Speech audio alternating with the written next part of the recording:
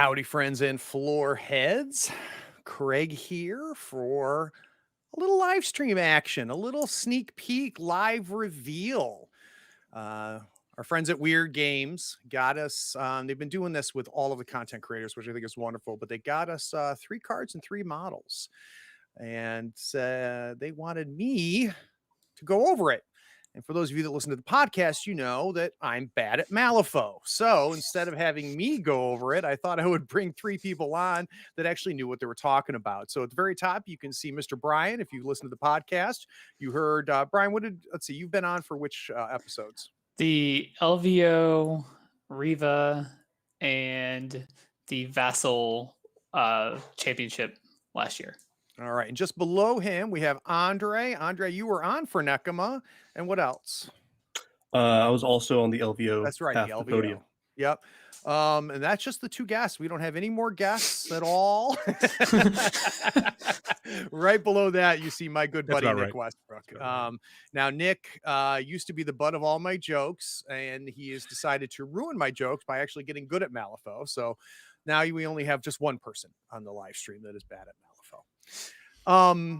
So I thought this would be a great opportunity for me to tell you about a thing called Amway. I'm kidding. Amway. It's an old man joke. Gonna have to Google that. Yeah. All right. So let's see. First, what I want to make sure everybody watching, we've got almost, well, actually, we're now at over 100 people between the 3 platforms.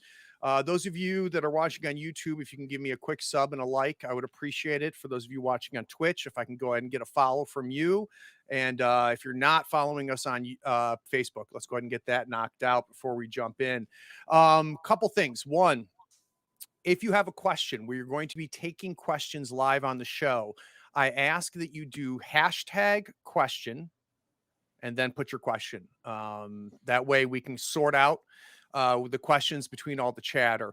My good friend Jim Ortiz is going to be watching the chat and interacting with you guys on the chat. So anytime you have a question, just do #question. It'll make Jim's life a little bit easier.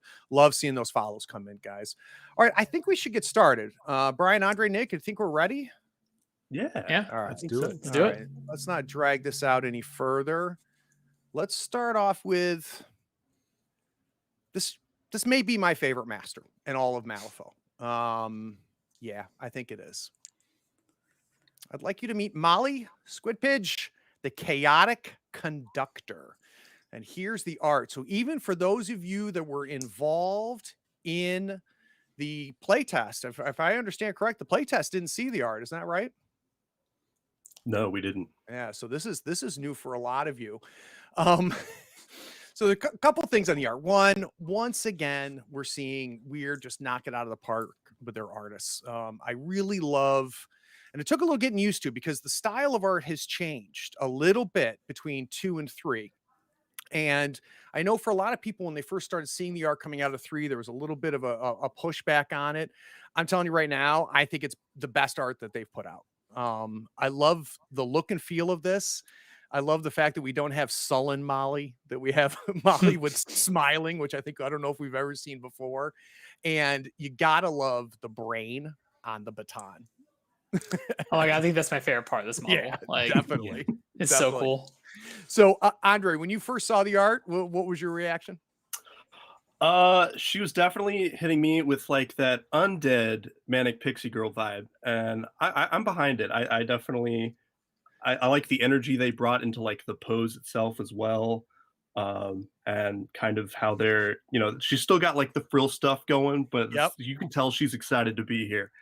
Yep. And so as a painter, one, I'm really excited about painting that skin tone. That undead skin tone is great. I love the no pupils in the eyes, which I think when on a miniature really translate.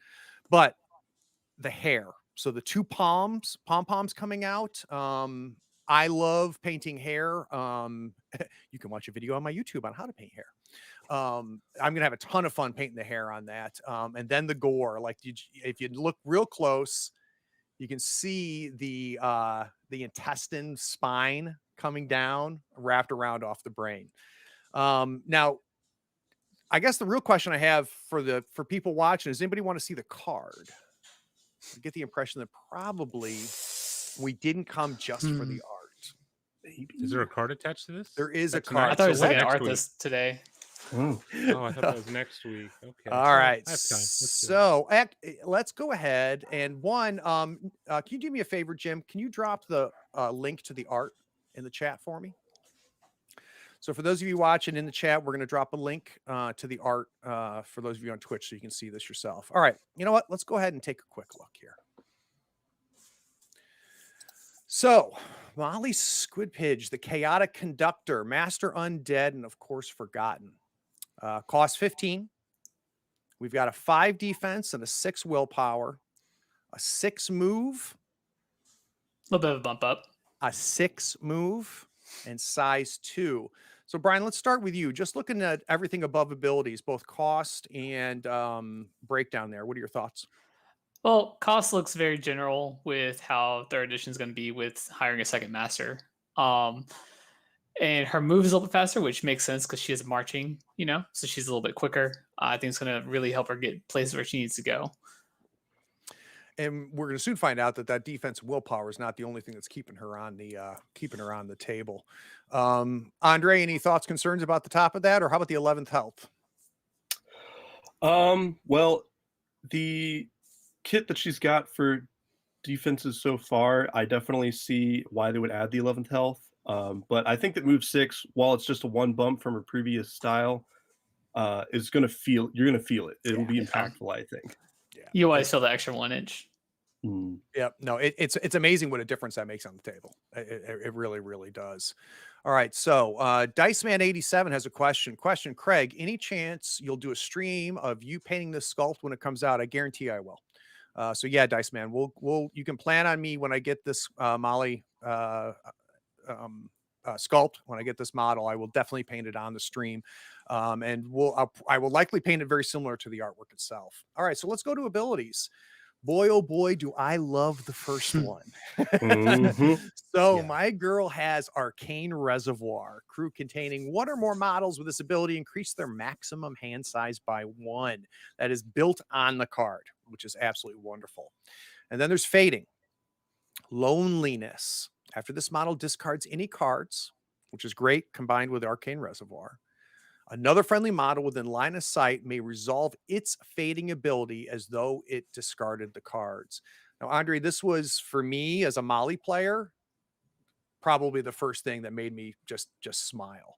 Can you kind of walk people through why that matters? Well, the whole Forgotten keyword thrives on discarding cards to begin with, and they all have an ability that goes off when you discard a card. Archie's is he heals based on the value of discarded card. What are they called? Rabble Risers, discard and get a focus, things like that. So instead of doing something different, Molly hands that discard effect out to her friends. And I will also note that her henchman, Philip and the Nanny, duplicates and mimics the fading.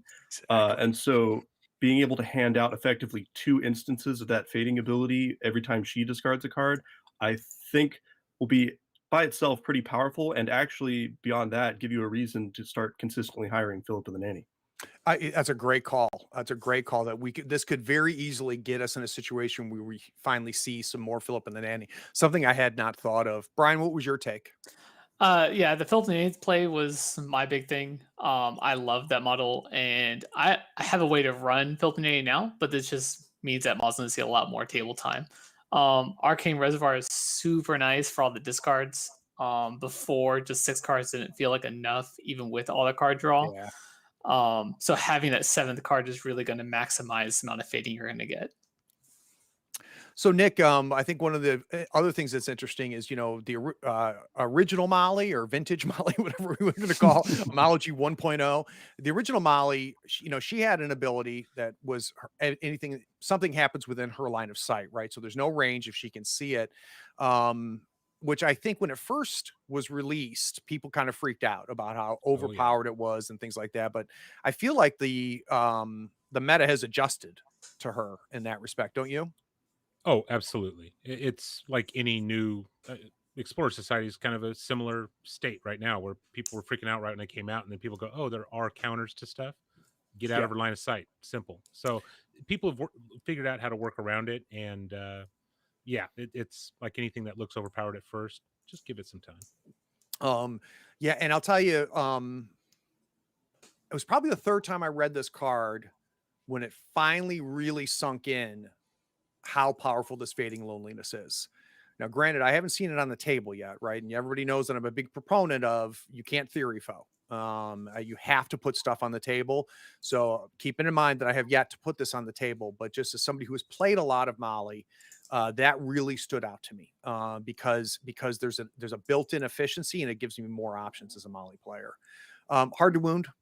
I think one of the more underrated defensive abilities out there because it stops people from cheating. It stops it. I take that back. It makes it much more difficult to get spike damage, right?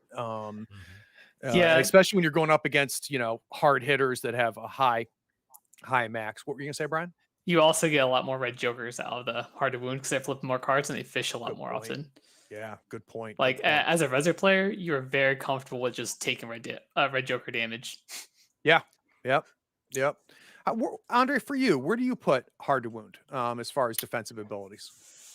To me, hard to wound is a savings on your defensive cheating, right? Because for most of the models that I like to play with, they don't have hard to wound. So when you flip off the top of the deck and they flip a 12 and you flip like a 4, you're like, I really don't want to take that straight flip. But for Resers, most of the time you're like, I flipped a 4. Oh, well, you have to beat me by 11, so that didn't happen. So Yeah. congratulations, take the neg flip. And so that's really where I think hard to wound comes in, is a value of savings on your hand when you have to cheat defensively. So I like it a lot for that. Yeah, I agree. It's a big deal. And it's one of those things again that you don't realize until you've played it, right? Until you've and it's really not when it's really one of those things where you have to play it. So on the other side of the table, you don't feel it quite as hard. But when you're playing it and you're keeping those cards in your hand, and you're not cheating up just to avoid the straight flip, it's a very big deal. Let's see. My Selenius has a question. And the reason I know he has a question or she has a question is because I got a hashtag question in front of it. So for those of you that want us to answer questions live, you have to be in the Twitch chat and you have to do hashtag question for us to capture it. Does Fading Loneliness allow you to get multiple triggers off the same discard, or is it an either or? If Molly discards for Parade of the Dead, does she get to move and activate another model's fading? Brian, you want to take that? So when a friendly model activates within 8 inches, it can discard a card. So she can activate, pitch a card because she's within 8 inches of herself, move up to 3, and because she pitched a card, her fading activates, which then triggers another fading ability. So yes, you can do a lot of fun little chain activations with this change. From the way I'm reading it, right? Like Yeah, I could be wrong, but I think I've got the right read on it. Yeah. Is that how you read it, Andre? Yeah. Well, and I would be careful. Chain activation does have a meaning, but the chaining of actions. Chain of action. Yeah, because the penultimate chain I could think of is that Molly activates, discards a card for herself, moves up to 3 inches, at which point she will tell a rabble riser to effectively gain a focus for free. And then Philip and the nanny will be like, hey, that was really cool. I would also like a focus. And so 3 fadings will occur in one instant right off the bat. Yeah. Now, actually, so here's the question. Let me look at Philip and the nanny real quick, because Philip and the nanny says that she can take someone else's fading ability. So she can take the Fading Loneliness ability and give that rabble riser the same discard to give him focus 2, because it's not an aura. You can be affected by the same ability, right? That's awesome. Yep. Yeah, I can tell you. For me, it's gonna take some reps to really start to figure it out and put these pieces out. And Nick, I get the feeling that with all of these new masters, these new titles, I should say, that people are going to have to pull some models off the shelf with some dust on them and try them a couple times before they truly realize. And I think the Philip and the nanny call is a good call. What is your thoughts as you've looked at other spoilers and this one, Nick? Yeah, I agree. I almost think that these were tailor-made to get some of the dusty models off your shelf and be usable again.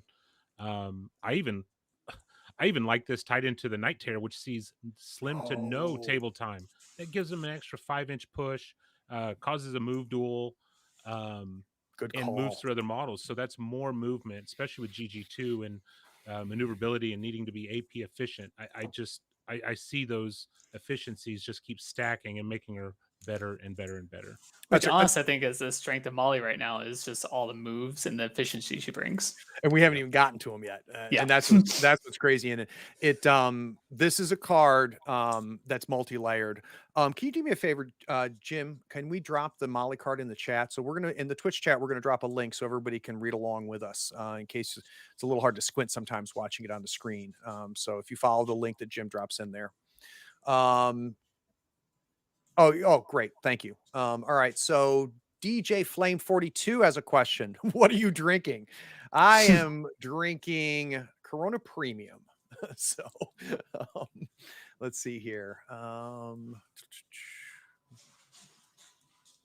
right. So Gaming No Fish Cody. Good old Cody. Hey, Cody. Speaking of which, Swamp Fiends is going to be the next big reveal. And that's coming out is that coming out this weekend or early next week, Cody? Let me know in the chat. What is the Cody asks, what is the best protected into fading combo? Oof. Honestly, I'm not sure. There's a lot of different choices. Yeah. She doesn't have an inherent cheap model that you want to pawn the wounds off on like Karai does. Probably the Rogue Necromancy, but even then honestly I need to spend a little more time looking at what that's going to be. Yeah. Yep. I'd be curious, Brian, are you go ahead, Andre. I was going to say my gut reaction is actually going to be Archie, because every time he drops the card, he gets the heal. So if he has to take repeated hits for Molly, he's the most likely to survive being a punching bag. Right. Yeah. He and I think a lot depends on where he is in the thick of things, right? So early on, I think he can take it. In the mid to late game, the difference between winning or losing sometimes with Molly is, well, old Molly, is whether Archie it makes it to turn 4 or not. Yeah. I think my fear is that when the Protected Forgotten get around his terrifying sort. Good point. So then he loses his defense abilities and it's only defense 4, hard to wound. Yep.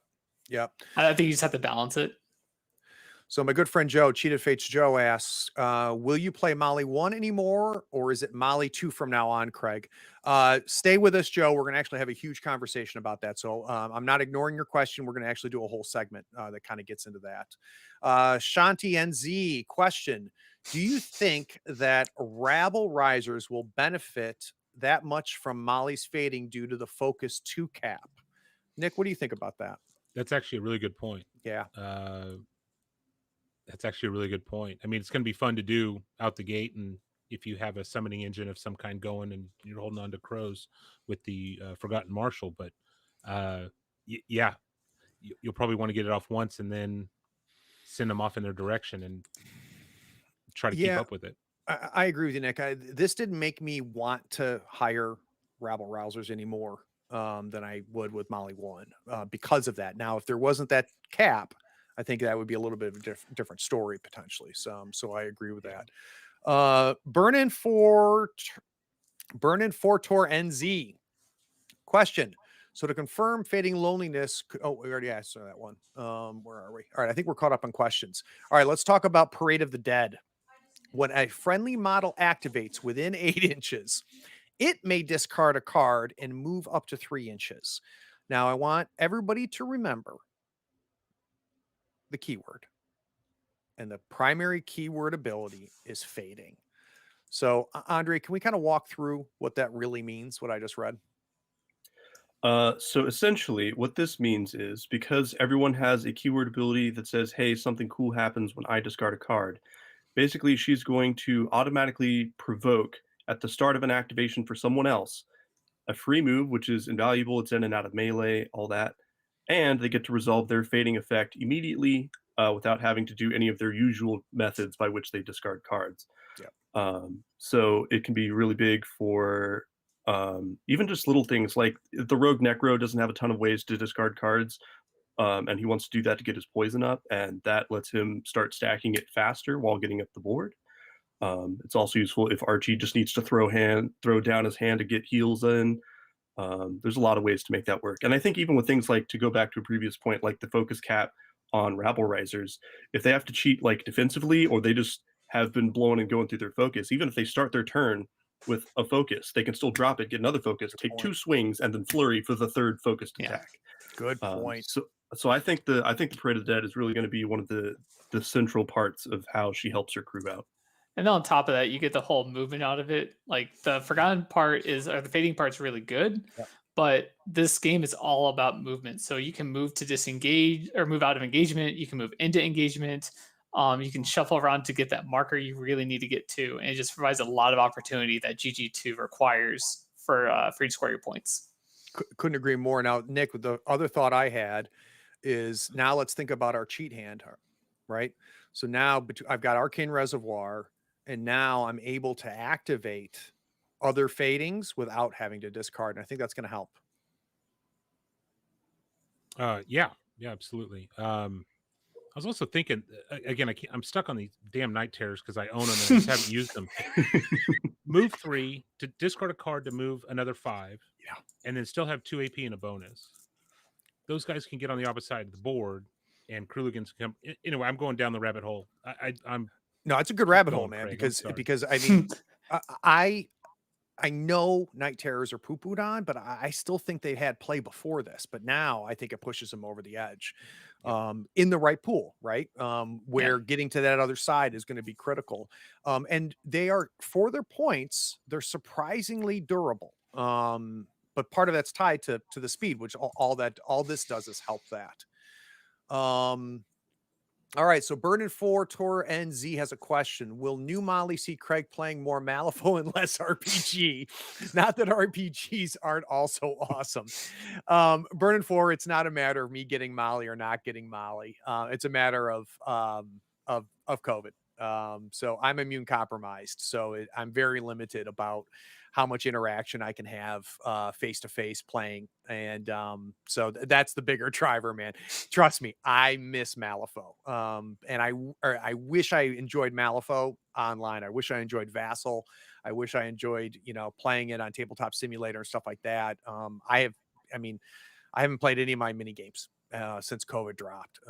So I miss it terrible, but if every one of you SOBs can get vaccinated for me and start wearing your effing masks, maybe I could start putting out Malifaux content because I'm playing it again.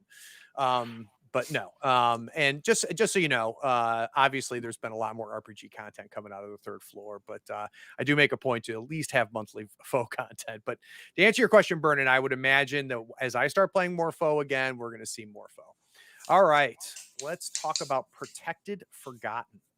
After this model is targeted by an enemy attack action, it may discard a card, fading, to change the target to a friendly Forgotten model within 2 inches of this model, ignoring range, line of sight, and targeting restrictions. So, Brian, 2 inches doesn't seem like much. No, it does not. I think that. So I was looking through the crew. I think that the most that you're going to see is probably throw the attacks to the Necrotic Machine. Armor 2, defense 5. It should be able to survive most swings. It wants to stay near Molly anyway because of its fading ability to heal her. Yep. And I think that that's probably where you're going to see a lot more play with that Forgotten. So the other thought I had, Brian, and as a Molly player, you and I have never talked about this. Where do you fall in the bone pile conversation? Bone pile falls very low on my radar. Yeah. But I don't play with a lot of versatiles anyway. I like to stay mostly in keywords as much as possible. So I do branch out every now and then, but Bone Pile is not up there for me. It usually doesn't make it into your Molly crew. Okay. No. Which is legit. Haunted Miniatures, who's one of my favorite painters. If you're not watching Haunted Miniatures on the live streams, you need to. Haunted Miniatures has a question. Craig, you still doing the weekend gaming retreat this fall since COVID? The answer is yes. I will be going to camp. Everybody's real interested in me, right? I will be doing my my camping for gamers, but we have strict protocols for that, including everybody has to be vaccinated, and we obviously it's always completely outside. It's the same thing. I do have an in-person RPG group. It's a group of people that we've all got the protocols in place, but I appreciate the concern, Haunted. All right. Everybody's tired of hearing about me and COVID. All right. I don't think so. Let's go to the flip side of the card here. Actually, before I go, let's go to the flip side. Let's talk about attack actions. which generally speaking, tend to not matter a whole lot with Molly. But let's see what happens here. Leading Baton. It's a 2-inch melee. Stat 5. Resist against defense. Target suffers 1, 2, 6 damage. Then push the target up to 3 inches in any direction. On a crow, not built in, Deja Vu, discard a card, fading. Draw 2 cards. On a mask, Know the Way. Another friendly forgotten model within line of sight may move up to 3 inches. Andre, what's your thoughts on Leading Baton, and will we see it happen? And if we do, when? Frankly, I imagine that Molly might be stabbing her friends up the board, because that damage track to me very much reads a hit your friends, don't really suffer any long-lasting consequences for that, because Molly's got access to healing. Her totem can heal, and then Archie can ditch the card that she might just feed him with Deja Vu there. Good call. And so basically this can be a way for Molly with low crows, if she needs to start moving up the board or moving around even in a melee, because stat 5 isn't the greatest. So I don't expect her to be planning on hitting this super consistently against a foe, but against a friend, other than that 6 damage, which you can nearly universally guarantee you're not going to hit severe on triple neg or quadruple neg with all the hard to wound. Yep. That is a way to hit Deja Vu and get the free movement, because the push the target up to 3 inches in any direction, it's already on a melee attack, and you're going to get the card discard thing going as well. So I love it as a way to kind of refresh your hand, because she doesn't have Gorgon's influence like she does in her original version. So she needs some way to kind of start replenishing even her expanded hand size. And I think this would be a good way for it. Good point.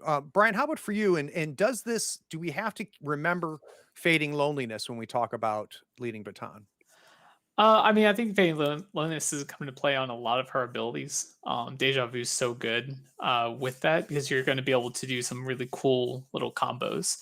I really like that they threw in the 6 damage there, just so she has the ability to go offensive. Yeah. And the bigger thing is the 2-inch reach. You've heard me talk about it many times before, but 2-inch reach is devastating in Malifaux. She can definitely hit something 8 inches away to push it those extra 3 inches. And she also can do a lot of control over markers with that 2-inch reach. Yep. No, I completely agree. All right. Wookie Gunner has a question. Do you see using Leading Baton more on friendlies to trigger Deja Vu for card cycle than as an actual attack? Yeah, I think so, Wookie. I think that's really what Andre was saying. And I got to be honest with you, Nick, I don't know how you are about this, but it takes me, like, I have to be reminded that I can hit my own model sometimes, and that's a doable thing. And I think that Andre makes a good point, or Brian, I can't remember which said that explains the 1-2. Yeah, absolutely. I mean, those two guys taught me to use Sensei Yu to beat on Fuhatsu to draw cards. So I'm privy to the ways of beating on your own crew to get the benefits off the triggers, and this is one of them. In a min stat of 1 is awesome. Yeah. So Giddish has a question, really, I think for you and me, Brian. Are you guys going to be converting a Forgotten crew into a marching band? I might have to now. Like, that's a great idea. I honestly, I love her position. Just that very energetic look, and I think I'm going to have to look into doing this. Well, I have to see if I can find some 28mm like instruments, right? So even just it wouldn't be a huge conversion to put either some batons or a trombone or a trumpet or a I just put a tuba on Archie. Exactly. He's already got the big beefy look to him. Just a nice little tuba in there. That would be phenomenal. All right. Speaking of parades, let's go down to parade route. The range is 8 inches. It's 6 with a built-in ram, and it's a move 10 target number. But notice it's resisted by move. So that's something when you're looking at that stack 6, you got to remember what that stat 6 is going up against, right? This action cannot target the same model more than once per activation. Now, here's a hot tip for you. When you see an ability in its italics tell you can't use it more than once per activation, you know what you're about to read is pretty good, because they've limited how often you can do it. Push the target up to 5 inches in any direction, ignoring models and terrain. Enemy models within a 2 pulse of the target must pass a target 13 move duel or suffer 2 damage. On the tome, Bleeding Feet. God, I love their names, the names of their stuff. When resolving, the target suffers 1, my favorite word on Molly, irreducible damage for each model and non-terrain marker moved through this way to a maximum of 3. The built-in RAM gives me Walk with Pride. Once per turn, friendly only, target must discard a card. Fading. Target may take the interact action even if engaged. So, if I were to tell you, Brian, that I did this 10 times, how many times do you think I did it to friendlies, and how many times did I target an enemy, do you think? I would say I would probably do it 7 out of 10 times at friendlies. Yeah. Just the extra move and that interact is so nice. Yeah. No, and again, we're building off of the fading, not only on her card, but everybody else is fading, and we're starting to see things as a complete thing here. Like what changes now for Forgotten, and all of this movement, like who Molly is and what Molly means on the board completely changes. Because I don't know about you, Brian, but my Molly did not move a whole lot. No, my Molly was very static. She maybe walked up on top of a barrel, so she got line of sight to everything, and then she just directed, which same thing, right? She conducted, but she wasn't marching. Yep, definitely. All right, so let's talk about the tactical actions. Positive reinforcement, 8 inches. Stat 6, target number 13. So we need a 7, which is pretty hefty. Friendly Forgotten only. This action cannot target the same model more than once per activation, which means I'm going to like what I'm about to read. Target gains focused 1 and then heals 1, 2, 3. And on a crow not built in, discard a card, fading, draw 2 cards. So Nick, do you think that I would, so the other thing I think about here, Nick, is her 3 AP, right? Her 3 actions. And so now I'm looking at her 2 attack actions. I'm now looking at this tactical action. Do you have a kind of a sense of kind of what the spread might be? Or maybe a situation where one over the other? I think it's going to be situational, because I think you're able to pull focus in other ways. I mean, if you need focus on a model and hoping to top deck and you have an extra AP, great. But the heal's going to be good to help with your crew. And I could even see in need, depending on the model, even stoning for the crow if you need to get that fading ability plus getting 2 more cards. That's keeping your engine, because everything is reliant on, like we know, on discarding cards, and keeping that up is awesome. So Brian, what model do you think might get targeted the most by this positive reinforcement? I think it's going to be your Rabble Riser and your Rabble Riser and your, oh my god, Necrotic. You're not Rogue Necromancy. Sorry, I can't talk right now. Yeah, Rogue Necromancy. Potentially Filth and Nanny, just because of the heal's nice. Archie's a little tough though, right? Because of the focus. You're not right. You're only getting half the benefit, right? Because Archie can't get the focus. I think that the most likely target for this is going to be Molly. Oh my god! Actually, yeah, it's tactical. You can target yourself. Target gains. Yeah, good call. See what I forget? See why we don't have just me talking about this stuff? Good call, Andre. Good call. And that's a great back pocket ability, right? To just boost herself back up, combined with her totem. Good call. Go ahead. Well, yeah, because that's what I was thinking, is that if you can hit the 7 crow, you've got the focus, the 1, 2, 3 heal flip, and then you can trigger her totem's fading ability twice with Philip on the table. Yeah. So she'll get a focus, another card, and 4 healing on average, just right off the bat. So to me, honestly, this is making me question how often I'll actually end up using Protected Forgotten, just because it seems like she's capable of withstanding a fair amount of punishment, certainly just through the heals. That's a good point. So if she is tougher than she looks at first read, Andre, then why would you want to pass off damage unnecessarily to somebody who's not nearly as robust as Molly appears to be, right? Exactly. Yeah. Yeah. All right. So let's look at Remember the Lost. This is her bonus action. So potentially we would be doing it every turn. It's got an 8-inch range aura until the end phase. Once per activation, and remember how that works and what that means. Friendly Forgotten models within range may cheat fate with the top card of their fate deck. If they pass a duel this way by 2 or more, draw a card. So the first thing that makes me think of, and we're going to dive deep into what this means, because I think this is a big deal. But Andre, what this does to a certain degree is it impacts when I activate Molly. Yes, because you want this aura up as quickly as possible. It's buy you 2 card with an extra carrot at the end, and to get that up, especially in an 8-inch radius, 8-inch. is going to be big. And when we think about where we want Molly to take advantage of that line of sight to all of her other models, so it's 8 inches, and we're going to want her out in the open anyway. Brian, what are your thoughts on the bonus? I think you're gonna see the Whisper on Molly. Yeah. Just so you can see the cards incoming. You're gonna be able to cheat. You're gonna know it's coming for positive reinforcement to draw the cards. Like, I think that's gonna see a lot of play. But overall, Remember the Lost is gonna be incredible for Molly. Especially because you're gonna be burning your hand very quickly on the fading abilities. So you're gonna need something to compensate for losing those cards. Yep. Especially if she goes early, right? If she goes early, she's going to be discarding and drawing cards, but then you're card dead the rest of the turn.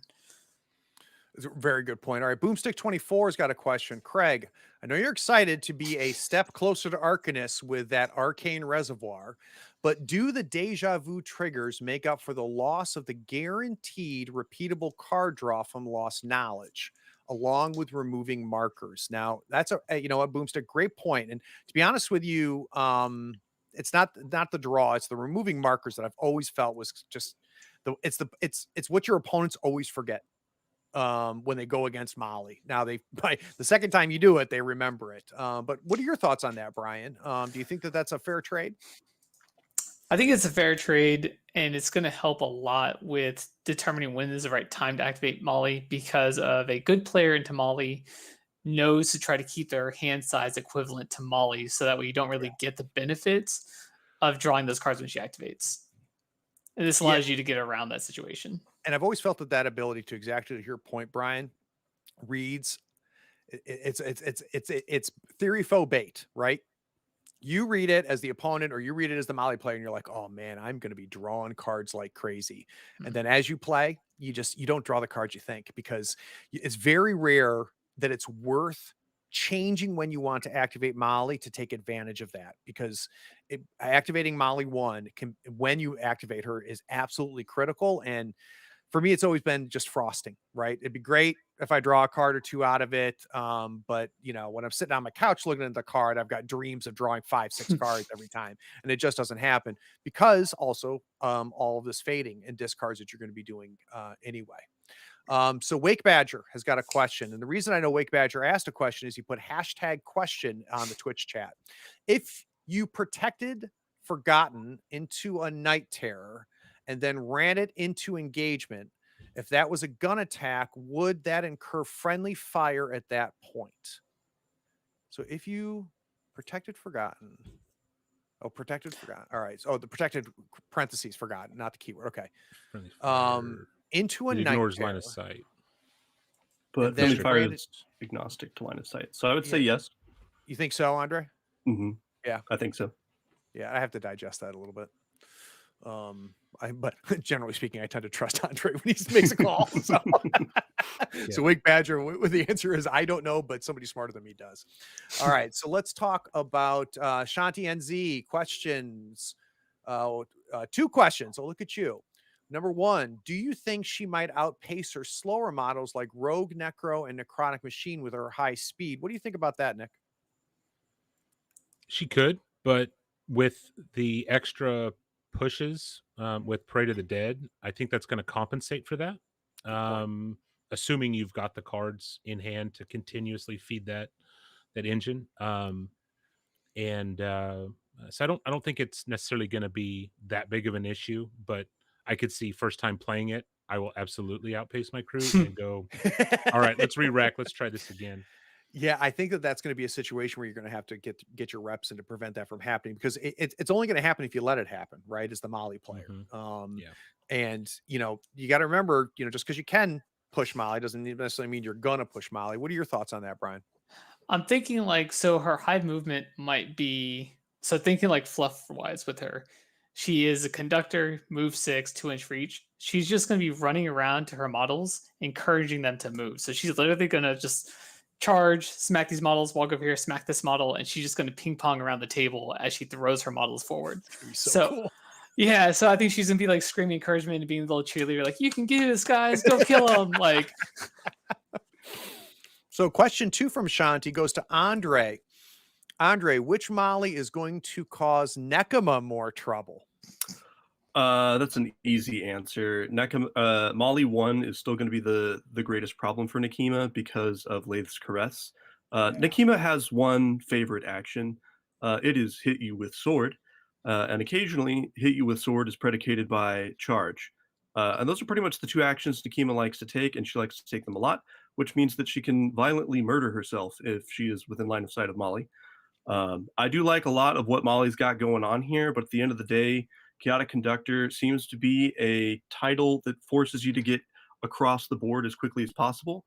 And as far as the Nephilim are concerned, it's saving them some legwork. Yeah. So I think that Molly 1 will prove to be more annoying for the Nekima mains of the world, because you're interested in that. So, Brian, Wookie Gunner's got a good question. Is Remember the Lost important enough to use while stunned? I think that all comes down to board state and board situation. So there's no 100% call. I would probably say it is worth it 75% of the time, because it's going to help your crew overall rather than a single model. And I think that does a lot more than 1 AP does from Molly in general. So this last question, before we kind of talk about where Molly fits versus Molly 1 and Molly 2 and maybe some of the crew picks. This next question, I did not need to see who asked it, but I knew by the question who asked it. So Crimson Tan asks, so is this Molly still girlfriends with Karai? And the answer is yes. Period. Shipped, done. All right. So, Brian, I want to start with you. I guess the first obvious question, unless you're playing against Nekima, are we going to see Molly 1 hit the table with this existing? I think the answer is yes. What I really like about the titles is it gives you 2 unique play styles, and you don't have to choose the title until crew reveal. And so what that allows you to do is allows you to be very flexible and do a lot more counter picks with your master.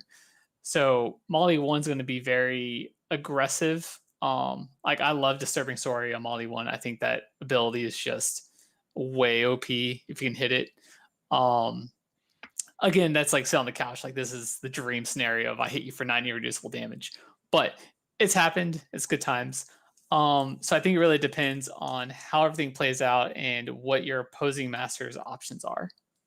So Nick, when you're in a tournament and you know your opponent's going to play a Molly, which one scares you more?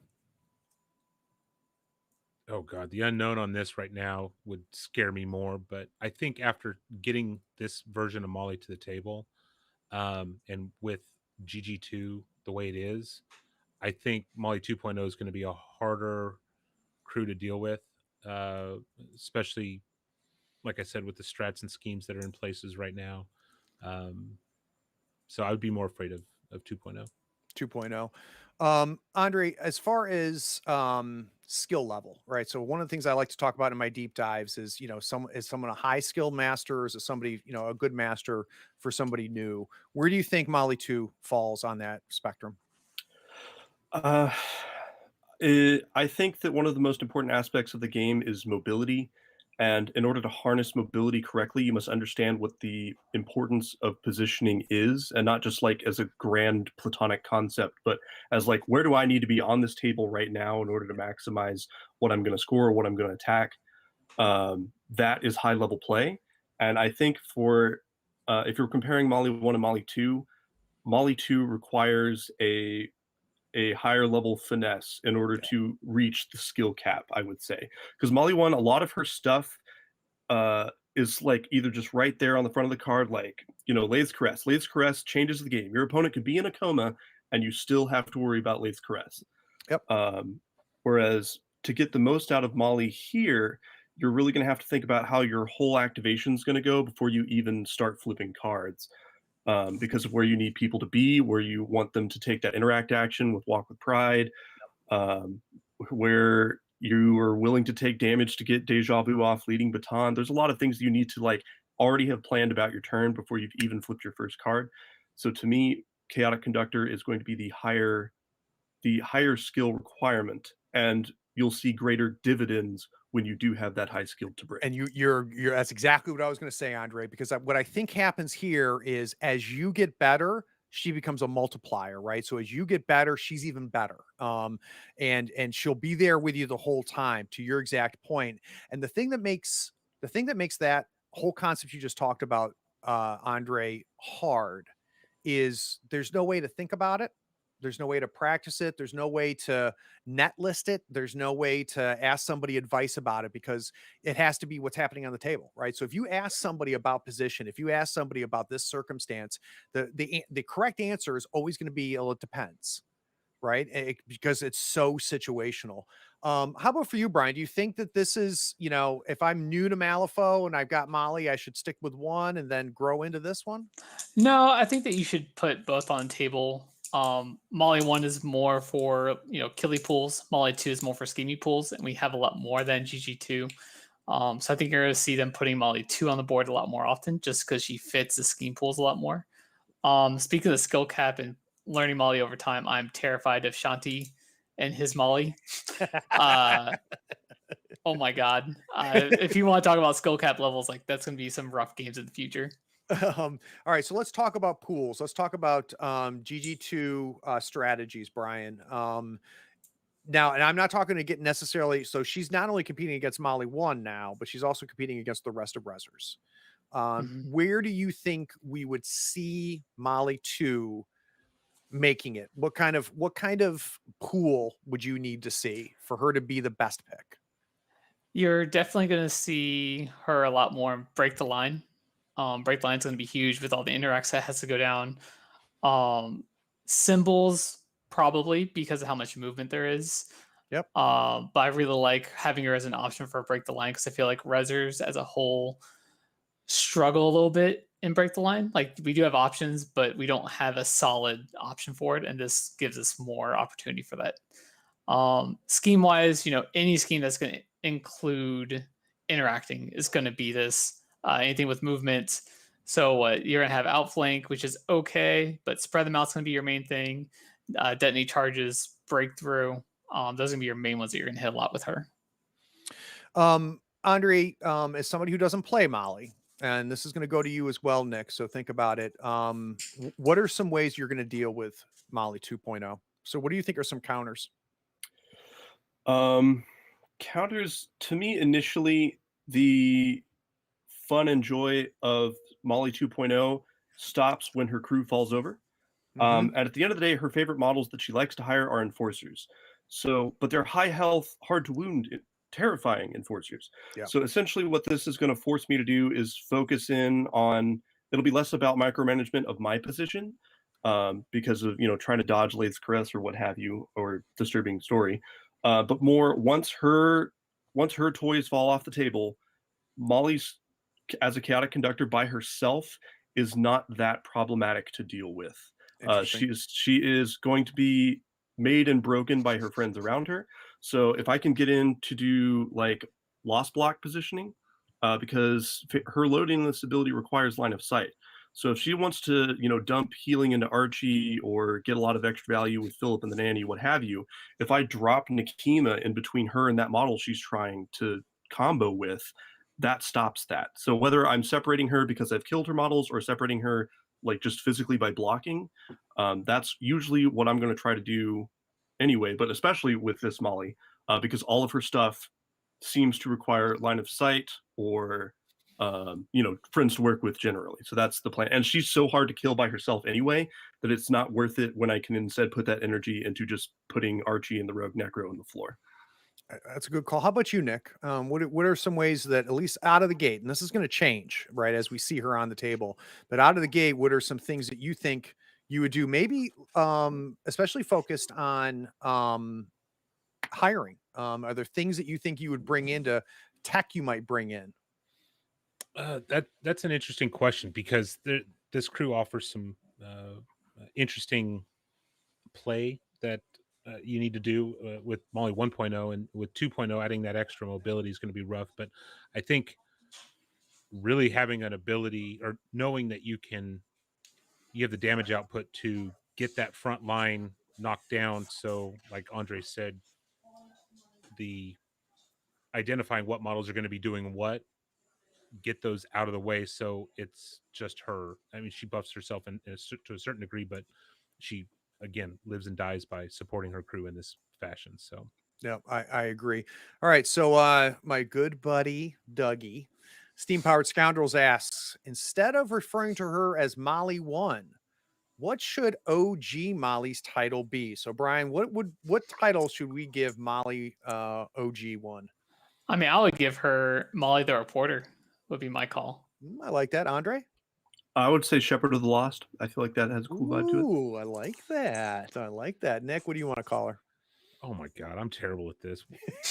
Hey, me too. Like, come on, I just got outshone by Andre. It's all right. Andres is pretty Yeah. cool. I'm going to take you off the hook on that one, Nick. Thank you. Andres is pretty Thank you. cool. All right, my good friend Nhoyle1 asks a question. and this is good old Nate. Is it just my salt? And the answer is yes. Or is this Molly quite scary? Nick, does this model scare you? A little bit.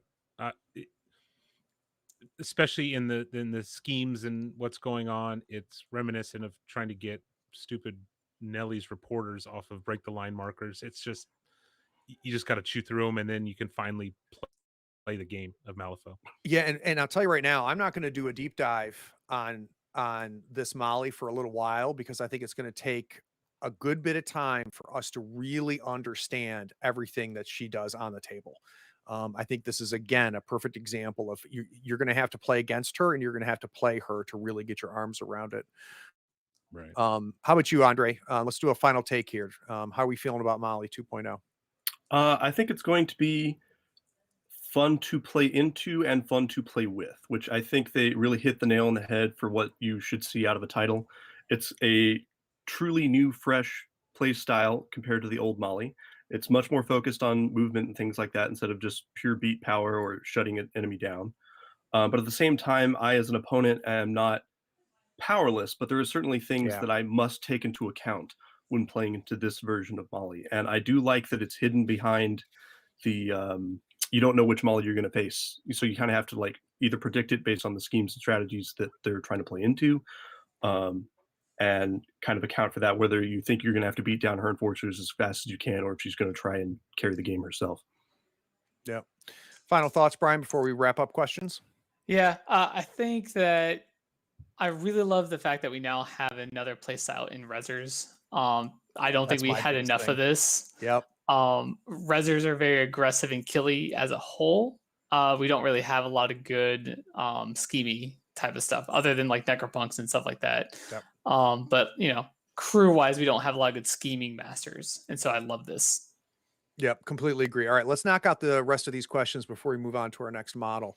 Burning for NZ asks, how much do you think the new titles in general are going to disrupt the whole way M3E plays? Now, we've seen a few. Will we see more people solo masters in tournaments? Please discuss. So I'm going to start off here, Burning for, and then obviously I'm going to let people smarter than me talk about this. I'm going to flat out say I am super excited about this concept. Super excited about it. As somebody who is already in Malifaux, already loves Malifaux,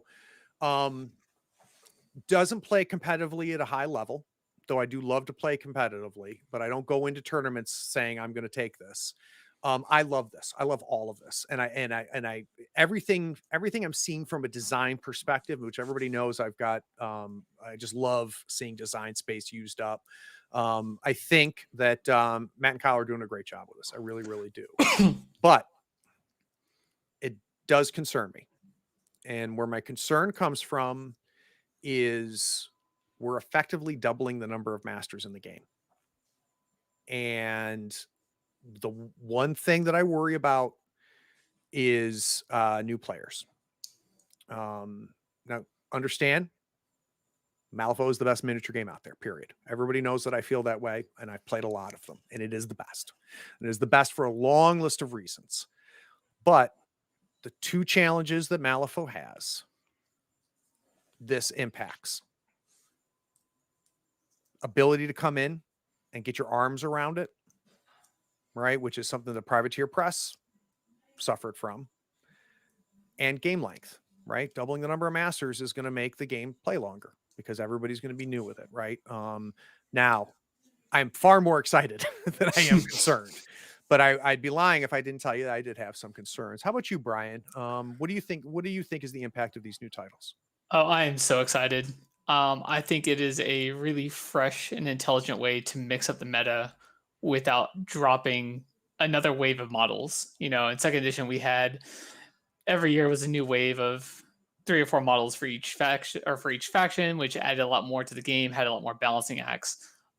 This way, you're not really adding new models; you're just making additional rules, and it allows them to take a master and go, "This master isn't seeing play. Why not?" And then they can just make one that will see play. Yeah. So I'm really excited about it. I think it was a great decision on Wyrd's part, and I am stoked to start playing this. It is. I'll tell you one thing. It's great. It's great. I think for those that want to solo. I think that you can say, you know, and you know, to get to the second part of that question, you know, people have heard me on the podcast say this several times. Pick a master, pick a keyword, play the hell out of it. Play the hell out of it so you can play without picking up the cards. So when you know who you're going to activate next, when you know what the triggers are on that enforcer and that minion, then you're ready to move on. What I like here is that I can do that. I can follow Craig's dumb advice, and then I can flip over and add a whole new master and still use the same crew, right? And then I can extend out and take advantage of the fact that I have learned so much about all of the other models, and I can slide in a new master with that. So the other thing I should have mentioned, I feel bad that I didn't. I am super excited as a painter. So as a hobbyist and a painter, cannot wait to see these models for real. Can't wait for Wyrd to put them out. I'm dying to see how Wyrd puts them out. I'm dying for the book that's going to have all of this in the book, which means we're going to have, you know, more lore and, you know, just more beautifulness in that respect. How about you, Andre? I would say that the impact of the alt titles is in aggregate just strictly good. Like the things that I've seen, I know I'm a playtester, but I have to kind of temper that. But the things that I've seen the titles do is not only does it let you kind of reinvent how you play a keyword, because this is going to be completely different just for Forgotten on how the whole keyword plays, just because of the master at the center of it. At the same time, what it lets us do is take those dusty models off the shelf and be like, all right, cool, Philip and the Nanny and Night Terrors are now relevant because of this way that this Molly plays. And I think they really took that and ran with it as a design philosophy, the being to say, okay, we have this whole model range, let's use it. And letting the masters kind of support that vision with the alt titles. And at the same time, it also prevents people from being instantly counterpicked, where it's like, all right, cool. Yeah. I mean, you know that I'm playing Molly, but am I going to play Tank and Spank Molly, or am I going to play Run Across the Board Molly? You don't know until we reveal crews. And so I really like the way they're approaching titles and how it's going to affect the game. I agree. I agree for all the levels that you had here. So Helmir has a great point, and I think this was based off of part of my rant. And Helmir, I think this is worth sharing with everybody if they missed it in the chat. Helmir says, however, this could let a new player literally concentrate on a single master and get more complete coverage. And I think that's really what we were saying there. So Helmir, it's a great point. I completely agree with you. How about Nick? Now that we've, you know, revealed a good number of these masters, we're getting a look and a feel of the kind of design space that, that Kyle and Matt are finding. What's your gut telling you?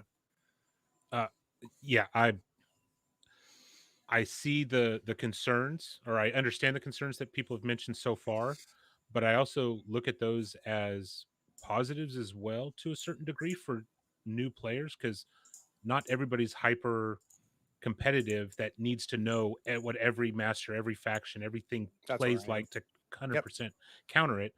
I play a ton of games that I'm still going, oh my god, McMorning's on the other side of the table, what do I got to look out for? And I'm constantly spinning those gears. And allowing a new player to get a box, a keyword to focus on, and having more than one option, like, I don't know what Perdita's going to look like, but she's hyper aggressive, or hyper killy from range. Who knows what this version's going to be? Yep. It might be a completely different play style, giving that player more options, and actually be somewhat competitive in a game, and not required to buy the entire faction. Nope, I completely agree. All right, so we spent an hour on Molly. I've got one more Molly question left, and we got two more models to talk about. But I've been loving this discussion. Really loving what's happening in the chat. Let's just quick reminder, just hashtag question. I'm not going to take any more Molly questions, but hashtag question if you want to get your question asked here on the air. Shanti NZ, I'm getting a feeling that you like Molly. So Shanti NZ, question. Any thoughts on hand management with this Molly? What tools does she have for a weak hand with no crows? Brian, I'm going to let you take that. That is, if she has a weak hand with no crows, the only thing I could think of is she's gonna have to start stoning for that positive reinforcement. That's going to be it. So she would have to stone, pitch a card, draw 2 more cards, and just cycle cards that way. And also the good thing about Molly, and what I love about this, is that even if you have a weak hand, it's not a bad hand because you get all the fading abilities. That's what I love. Yep. So your hand is always going to be good and valuable. Whether it's a 13 or a 1, it has a use in this game. Yep. Yeah. Nope, I completely agree.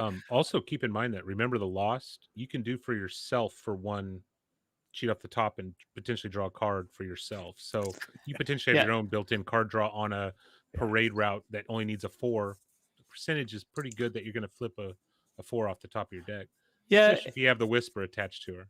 Yeah, if you have the Whisper, that's going to be the big thing. If you have the Whisper on her and remember the loss, it's going to be a good time for you. Mm-hmm. Yep. So I'm not watching the chat. Jim is, because Jim's a rock star, but I am seeing the Craig Love stuff. So thank you guys. You guys are funny. That's when you know Doug from Steam Power Scoundrels is in the chat, when you start seeing that kind of stuff. All right. Time to look at another model. We're going to start off by looking at the art. I will take this opportunity for those of you watching on Twitch. Let's hit that follow real quick. If you have not already done it, if you're watching this on YouTube, let's make sure we hit that subscribe. And then if you're watching this on Facebook, make sure you like Third Floor Wars. Are we ready for the next model? I'm going to give Chad a second to absorb it. Now, the fact that I had Andre on kind of tipped my hand a little bit. But so I got to tell you, first of all, the title's great, right? Broodmother, that's fantastic. And when I understand that the first thing I saw was Molly. And the Molly, I mean, it was a completely different look for her, right? Different look, different feel. And then I opened this up and I went, okay. And I went to her card, right? Like, I stayed with the Molly art when I first saw it, but I saw this and then moved on. And I'm glad I went back to it, because I actually really love this. And there's a lot of things that I love about it. One, notice the magic from the hand of the sword and what's happening there. And now imagine that on the model. Imagine having that sculpted and what can be done with that. I love the proportion of the horns to the head.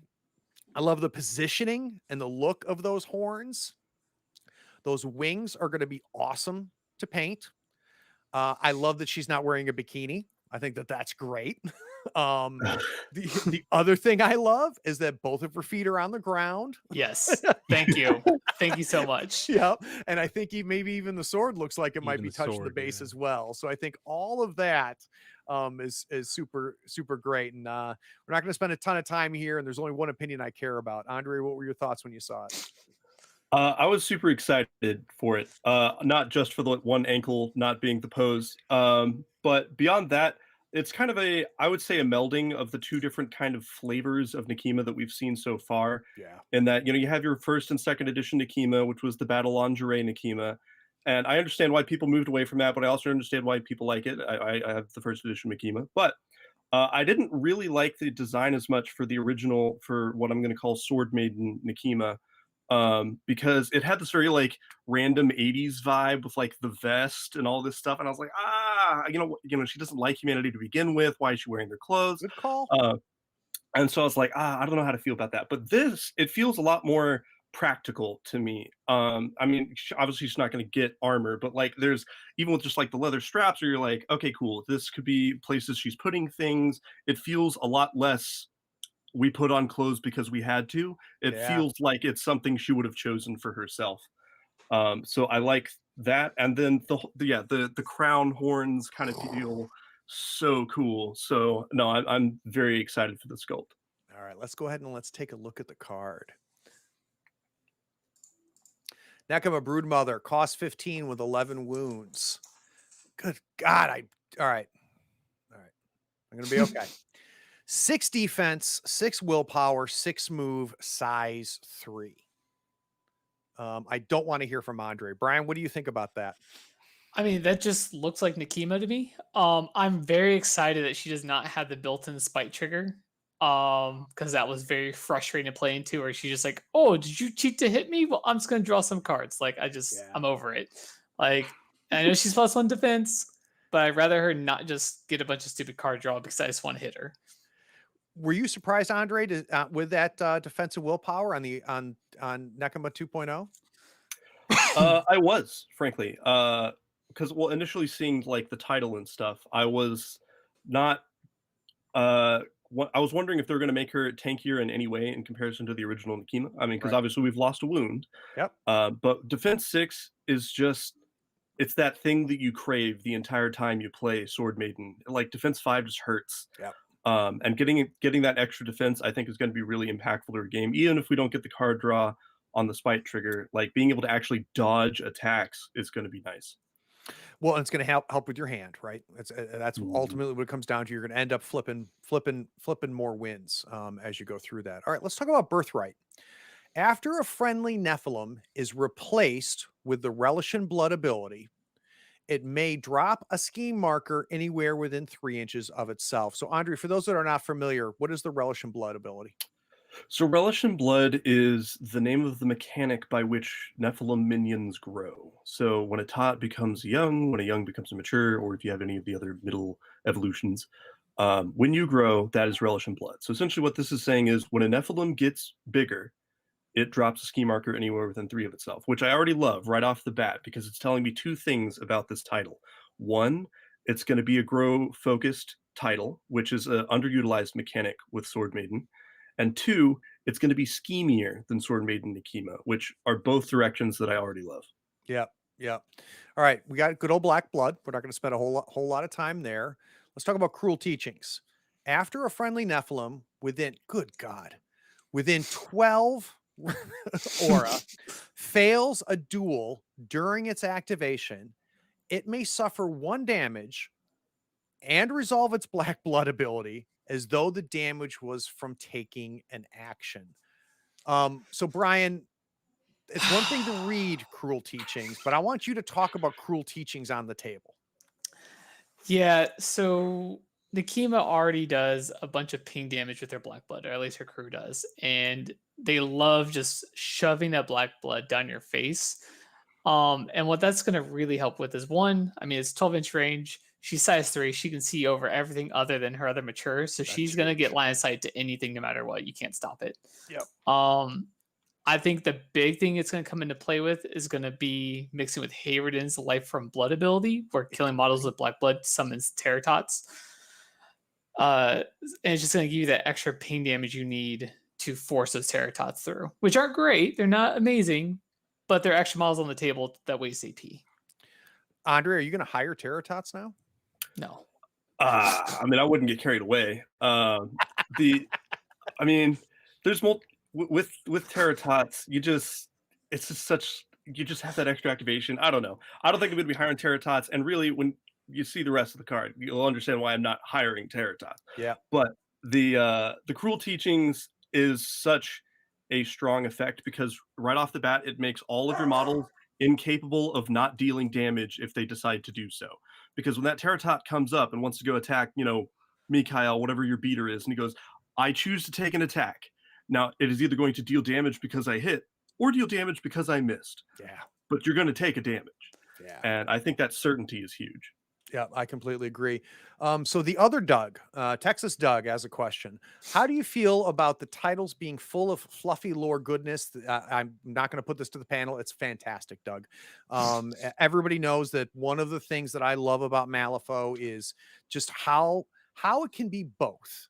How we can have a game that is phenomenal in a competitive environment, that is unbelievable, unmatched balance within the miniatures world. And it's fluffy as hell. So that's a no-brainer, Doug. Everybody loves it. Diceman87 has a question for Andre. Bancho Nekama Nightmare Sculpt when? I don't know if I understand that. What am I missing?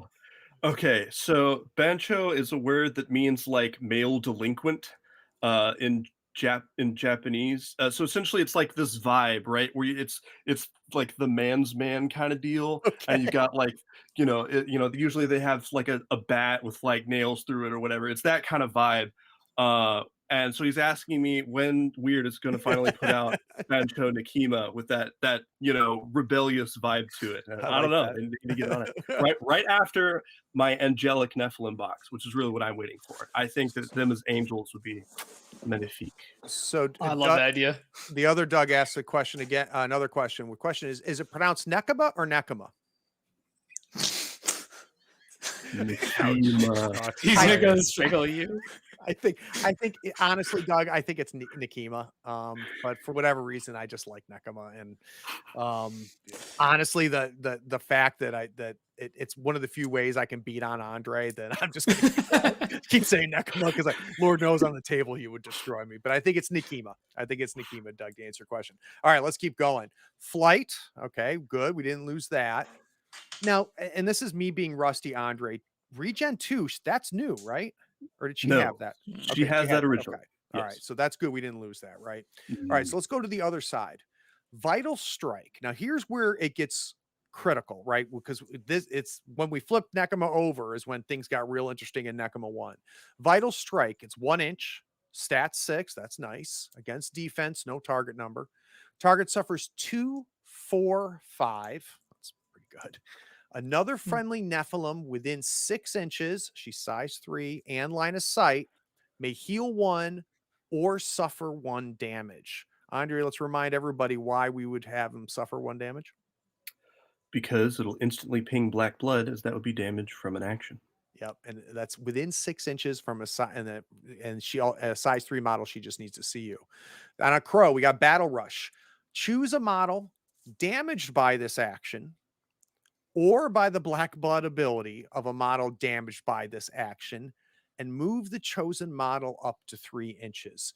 So, Andre, I got to tell you, I mean, the 2, 4, 5, I was happy with, right? That's pretty good. But I feel like Battle Rush is the key here. Am I wrong? Am I going to stone for that crow? I think it kind of depends on how important positioning is to you in a melee. Yeah. I would say that the most important part of that attack is actually going to be the heal 1 or ping 1 damage.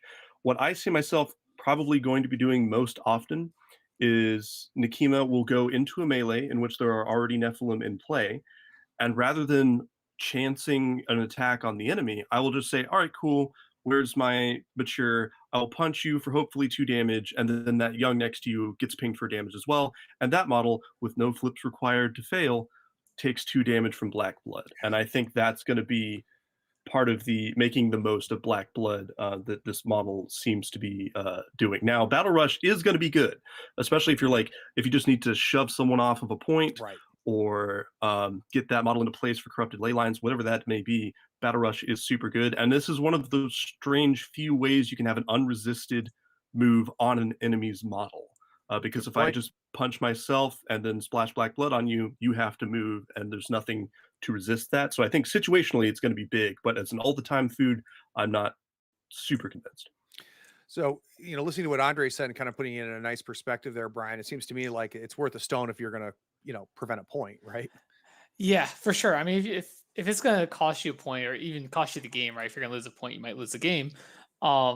It's gonna be worth that stone. Now I'll also notice it does say they have to be damaged by the action, so they can spend stones to stop the black blood damage. Good If you really point. want to spend 2 stones to reduce the black blood damage, if you have that option, it's always good. As an opposing player, I'm excited about this because I'm not going to get hit with a 357 or 356 attack. With a That's 2-inch 7, reach. 2 That's that feet. 7, right? Jesus Christ. So instead of being, Sword Maiden Nikima beating my face in, she's going to be a lot more sneaky and schemier Nikima, which I like that change in her. Well, yeah. I mean, if she was just another gross beater again, it would not be the same, right? Yeah. So it's kind of neat that we're seeing something a little bit different. All right, let's talk about Blood Has Been Spilled. It's got a 12-inch range, stat 7, target number 12. So we're going to need a 5. Instead of dropping a shockwave marker, this action drops a corpse marker, centering the shockwave on that marker. It is shockwave 2, move 13, damage X, where X is the number of friendly Nephilim within 1 inch of the model plus 1. Friendly Nephilim ignore the effects of this shockwave. Andre, that's a lot of text. And, I can kind of piece it together. But as you have absorbed this, what is this telling you? This to me is saying I have a cheap and easy way to get corpse markers out without having to rely on my mass triggers to carve off corpses of my friends. Yep. The other thing this tells me is obviously I want my Nephilim to get bunched into a melee as tightly as they can so that when she throws this shockwave, if you fail that duel, it hurts. If you got 3 friends next to you and you fail that duel, you take 4 damage off this shockwave, which can be big. Well, and ties to Vital Strike, right? So in some ways, we want that bunching up to be happening with Vital Strike as well. So Nick, I remember not too long ago, Nick, how are things going? I hate Nekama. Okay, well, you want to talk about anything else? No, I hate Nekama, Craig. Okay, well, I'll talk to you tomorrow then. Obviously you've learned to deal with Nekama 1. No, Not yet. No, I really have not. No, no. What do you feel so far about what you're reading here? Would you rather go against Broodmother before we get to tacticals, or do you just hate her still the same 2-1?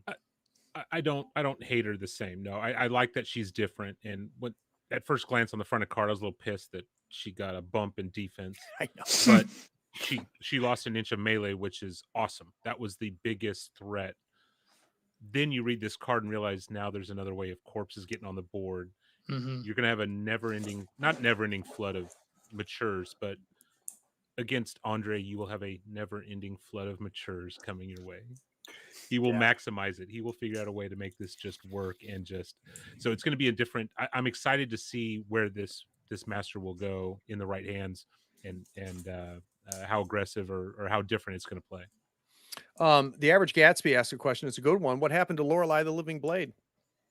We're gonna have to wait to see what the lore says. It looks like Lorelei in the art, but the answer is I don't think we know yet.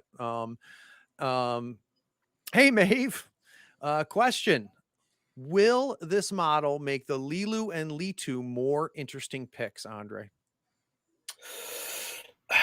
I think it is a tall order for me. I don't know how much people know about me, but Leilus and the Litus are not my favorite models in the lineup. I don't use them hardly ever. I think that there is an opportunity for more play with them in that they seem to want to start kind of a Black Blood rave party. Yeah. And in that, this Nikima works better with that as a play style. I think there is more opportunity for play with Broodmother than with Sword Maiden, but I don't know how much I personally will be using Leilus and the Litus, and because young Nephilim are rare 4. I got plenty of opportunity to grow things into that size 2 category before I have to start reaching for Leilus and Lilitus. That being said, I do own them, so maybe I'll put them on the table. I don't know.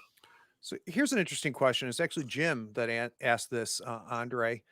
And I have to read it again, but let me read the question. Can Battle Rush move the friendly Nephilim model 3 inches? So it says, Yes.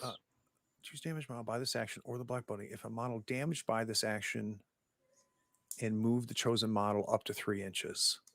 Yeah, you can move the friendly because it was damaged by the ping. Oh, right. Okay. Yeah. Okay. That makes sense. That makes sense. All right. Wake Badger asked a question. How did I know that Wake Badger asked a question? Because Wake Badger's in the Twitch chat and he put hashtag question in front of it. So Wake Badger asked me, so let me get this straight. Terratots can just fail terrifying checks to black blood on people. That is correct. How do you feel about that, Wake Badger? All right. Cheated Fates Joe has a question. Does this make corrupted hounds a thing? Andre says no. Nothing will All ever right. make them a thing. If you really need that cheap activation, then go for it. But I don't think that Broodmother is going to enable or disable anyone's love of doesn't corrupted impact hounds. it. Doesn't impact it. Let's talk about tactical actions. Only the strong survive. Yeah, you miss triggers, and they're actually very important triggers. Sorry, that's my fault. Good. Yeah, it's like the entire reason why she's really good. Andre's so polite. He's just like Nick's like dumbass. All right, Bloody Banner. When resolving each friendly Nephilim within 2 of the dropped corpse marker may draw a card and discard a card. That is sick. So especially because of what we said we're going to want to be happening on the board state, right? In order to have that happen. Good God. All right. And on a Ram, New Brood. Once per turn, summon a Terratot into base contact with the dropped marker. Now, that doesn't remove the marker, does it? Nope. Oh, Jesus. All right, Andre, talk to me. Okay, so the most common uses I see for Bloody Banner as a huge impact is going to be at the start of a game when you do your obligatory Nephilim huddle around the Blackblood Shaman, so you can pulse out focus. You're going to throw a corpse at the floor, at which point your entire crew will draw and discard a card. So if you have a middling mask, you now have 5 incredible cards and a bunch of garbage in your discard pile. So that's huge. As for New Brood, it means that I can yeet a new 2 AP significant model 13 inches up the board if I have to, and with the corpse at his feet, he's already halfway to getting big. So are you going to be tossing it the maximum distance the whole time? Probably not. But if you're trying to run something like Breakthrough in that long term, like that is so clean. Yep. All right. Now, can I go to tactical actions? Yes. Yeah. Okay. You may proceed. All right. Only the strong survive. 6-inch pulse. Stat 6. Target number 10. So we need a 4. Friendly Nephilim within range heal 2. So for a 4, I can heal everybody within 6 inches of me. We've already talked about this board state, so that's a big deal. But it's competing, Andre. So is this just a situation where, when you really need the heal? Because let's remember, the real cost of this is not the 4 or better. It's the 1 AP from Nekama. Yes. So there are scenarios in which I do imagine using this. The to Lelu and Lilitu's credit, if they have survived and are at like 1 HP, if you cook off an AoE heal, not only will you get the heal 2 from themselves, they'll also get the heal 2 from it sharing with their twins. So you can throw a lot of healing on the table very quickly. I think the other big part of this, though, is when you have Nephilim that grow, and she's clearly predicated on the idea that she's helping them grow, they are not at full health. So when the shaman turns into a mature, it's sitting there with 6 health and a smile, and that's not much. Yeah. So being able to throw a bunch of hit points onto the table on a cost of a 4 is really nice. And it ties to this Broodmother concept a little bit. That's a really good point. So on the mask, we got on Dark Wings, models healed this way may move up to 3 inches, ignoring models and terrain. That's nice. And on the Ram, Vicious Vitality, once per turn, 1 friendly Nephilim within range gains a grow token. So that's the kicker, don't you think, Brian? Oh yeah. So Nekima throws her shockwave up the board, drops a Terratot, walks up, and then turns it into a young Nephilim. or it gives a grow token, then it eats it, and then turns to a young Nephilim on turn 1, and you're already getting value out of her, and she's just growing her crew before you can do anything. I think that that's going to see some interesting play and allow her to have a lot of options with her mobility. So, Andre, before we go to Dark Bargain, Grow Nekema is something that people have been wanting to see, right? Wanting to see that as being viable. Is this enough? I think it is. The big thing that you normally would be concerned about taking power away from Nekema in her base form is that, are you going to have enough damage on the table? And I think the answer is yes. Between Cruel Teachings, just like Did You Fail Duel, doesn't matter damage anyway, and through being able to throw the shockwaves, is it going to be absolute damage on target? No. You're probably going to have to kill their whole crew at about an equal pace. But she is capable of winning that grind fight because of the hit points she can dump onto the table, whether by summoning or by just literally healing all of the models in play. So I do think it will be enough to keep this competitive. Yeah. So Dead Aussie Gamer, hey buddy, how you doing? Question: how do you think this could be used with multiple masters? Synergies seem non-existent here. Yeah, Dad, with a Black Bud man, it's a little tough to get those synergies going. And Andre, you're shaking your head.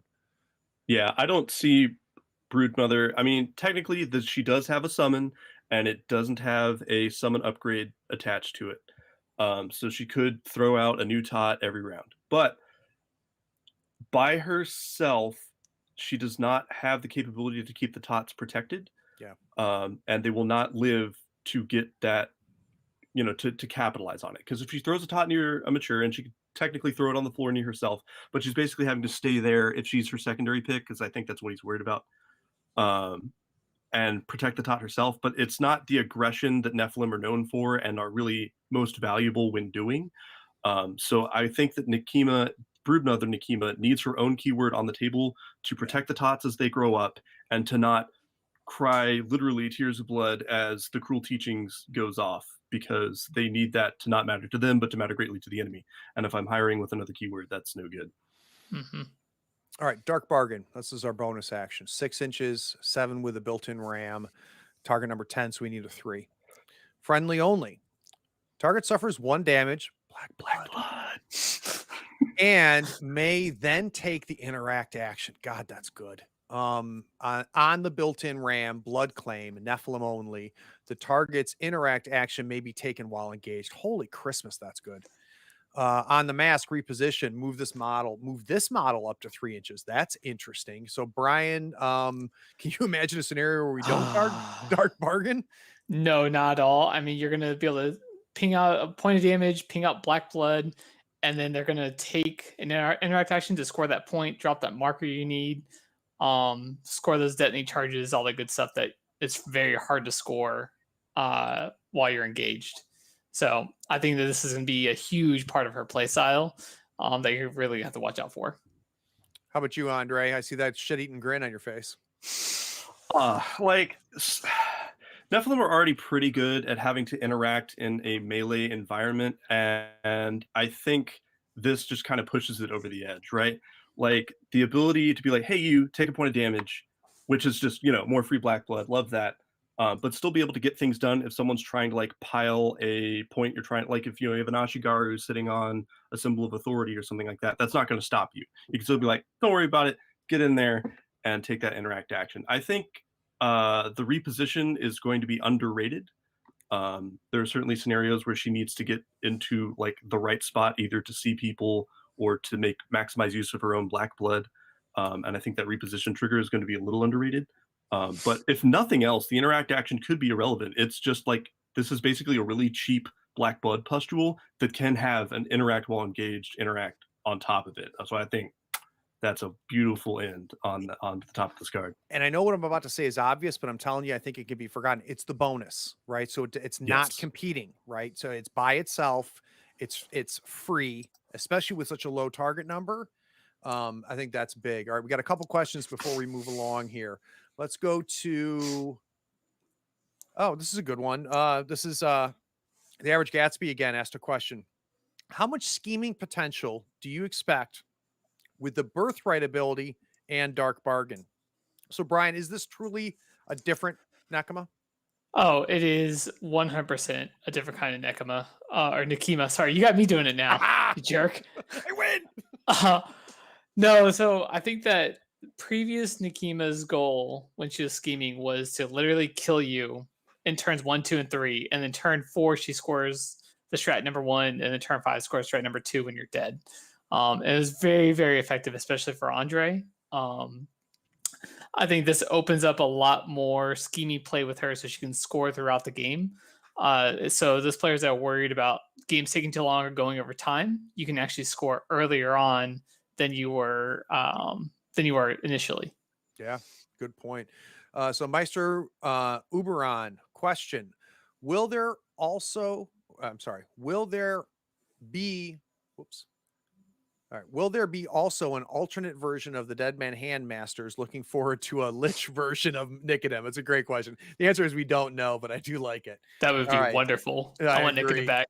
Texas Doug, question: with all of the Black Blood synergy in this crew, would you contemplate taking out of keyword versatile models with this version of Nekima? Nick, what do you think about that? Well, I see pulling every evasive model I have in my faction if I play against her, but I think you lean into the Black Blood unresisted ping damage is huge. Yeah. And now you've got unresisted movement, and you've got interacting and scheming potential. It's awesome. This version is going to be a force to reckon with. Well, and again, I'm going to say something that's real obvious, but I think it's easy to forget is this doesn't replace Nekima 1. We've got both of them, right? So there's going to be pools and boards and opponents where this is the Great. pick. And then other times Nekima 1 is the pick, right? And that versatility, guys, is something that's easy to forget as you're kind of looking through this. And again, you're going to realize it when we start seeing it in competitive play, and when we start realizing, the different options available to us. My favorite Doug Steam Powered Scoundrels question, same as previous. Give us a title for old Kima, old Nekima. Sword Maiden. I think we already covered that. Yeah. All right. Good old Nate, Enhoil 1 question: where does this play that old Nekima didn't play? And that's exactly where I was headed. Let's start with you, Brian. Give me a scenario, whether it be pool, board state, opponent, declaration. Where do you think you're going to go? You know what? I am going to bring Nekima, but I'm bringing Broodmother.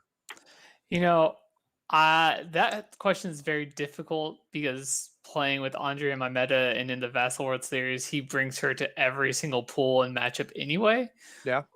So I feel like she could have played anything originally before, but this will allow her to focus in pools that aren't as obvious, right? So if Let Them Bleed was in the pool, Assassin was in the pool, that's what she's going for. What this does is it opens up her play to be able to do the other schemes that she normally wouldn't be able to do. I mentioned earlier, like detonate charges that you wouldn't expect out of her that she could do very easily, right? This is just going to open up a lot more play on her part rather than the I run in and beat your face into the ground and laugh at your corpse, right? Yep. So I think it just gives her a lot more versatility, and it's going to allow my best friend over there to solo her even harder than he already does. So I'm excited.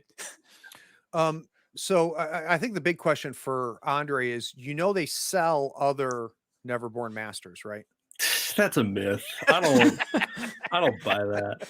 But on the serious side of that, Andre, I mean, how do I want to phrase this? Explain your love of Nekima. Is it fluff? Is it play style? Is it you just think she's the best, or what's going on with you and her? My original infatuation with Nekima came in second edition, actually. She had the upgrade, the True Mother, so this is already playing into my vibe. But it was this kind of dichotomy where it's like you go through and you read the fluff and just like feast my darlings and all this kind of thing, where it's like this very protective vibe, but at the same time this very brutal, like only the strong survive, I will stab you until you stop moving kind of vibe. And so this mix of maternal and violent was, I didn't see that a lot. And I really like the way it was executed. And then at the same time, like the Nephilim, just like as a whole keyword, I like the giant vampire demon vibes. And so that's when I originally fell in love with Nekima. But Lilith was a means for me to play Nekima. And then so when she became a master in third edition, I was like, oh, this is it. Yeah. This is where it comes in. And as the more I read about Nekima and the more I play Nekima, the more I like Nekima. I think that as a character, just to get into the fluff for a second, she is she like understands that she has flaws and tries very hard to overcome them with just more brute strength and more trying hard. And I appreciate that as a character arc. And I also got so glad to see her actually complete her scheme. Because I played games for the longest time where it's like so-and-so scheming against this other person. You're like, yeah, cool, but that's never actually going to come to play. Always at the 11th hour. Yeah. Exactly. So, but she did it. She, threw her sister in a hole, killed her, like that whole 9 yards. Like, wow. So there's a lot of reasons that I have become a staunch Nekima loyalist. Well, and it's something that I preach, right? Which is, learn a master, and you can get Andre good at it, right? And it, correct me if I'm wrong, Andre, but you don't have to pick up cards to figure out who you're going to activate next. No, I do not. And that turns into you finishing games. Yes. Yeah. Also helps that by turn 3, your opponent has 2 models left on the board. That does help it off. All right. So we have got one more model to reveal. And it's, so Molly obviously was the one I was most excited about.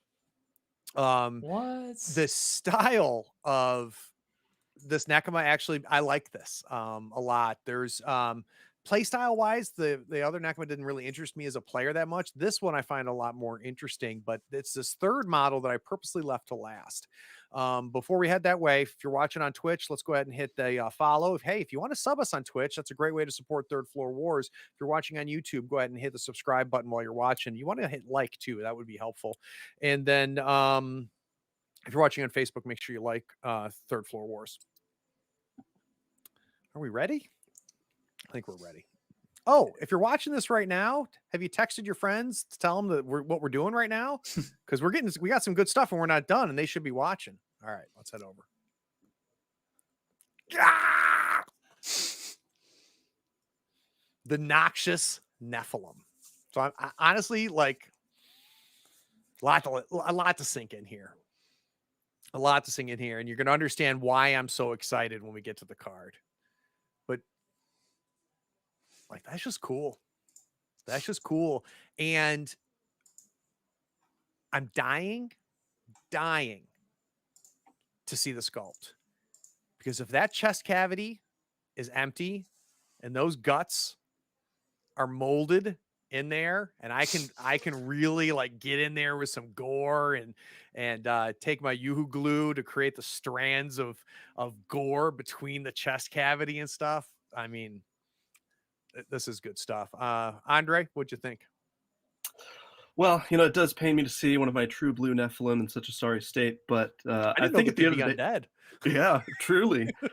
Harridan got into trouble for this, but there's new management. I think it looks really cool. I was impressed with what they did with it. I mean, obviously, back when we were play testing it, and what they're calling it, I was like, I don't really know how they're going to make that look exciting, but this is awesome. I like the gore of it. I like that he's got, you can still see the sentience in the eye. Nice. The horns broken off, and there's already a story to tell here. Like, how did he get to this state? There's a lot of questions here, and I really like the vibe. What was your take when you first saw it, Nick? It's going to be expensive to have someone else paint it, because my hot dog fingers is not going to paint this model. But it's going to look so cool. I love the contrast of, like you said, the chest cavity, the outer skin, and then the wings. It's going to be an amazing model to have on the table, and a good challenge for most people to paint, I imagine. So Brian, should we tell everybody why you and I are super excited about this model? My favorite part is the fact that its feet are on the ground. From a practical model standpoint, like I love weird models, but I hate putting together models that have just like a toe or something. Like, I like models that have a stable base, to put them on. Like that's why I'm most excited about it. I'm anxious to personally. see how big the sculpt is. I really, really am. It could be because I love the new matures. The new mature sculpts are fantastic. And be anxious to see how my boy picks up here. I don't play Neverborn. I don't play Nekama. I'm gonna get this model. Do you know why? Because it has two keywords: Forgotten and Nephilim. So this is the Enforcer Undead Forgotten Nephilim Noxious Nephilim. So Molly players, we got us a new toy. It's cost 9, 11 health. This hurts a little bit. 4 defense, 4 willpower, 5 move, size 3. We got that built-in trigger. Let's go right to there for off of defense. Drawn to pain. Enemy only. After resolving, if this model suffered damage, push this model 4 inches towards the attacking model. We've got flight.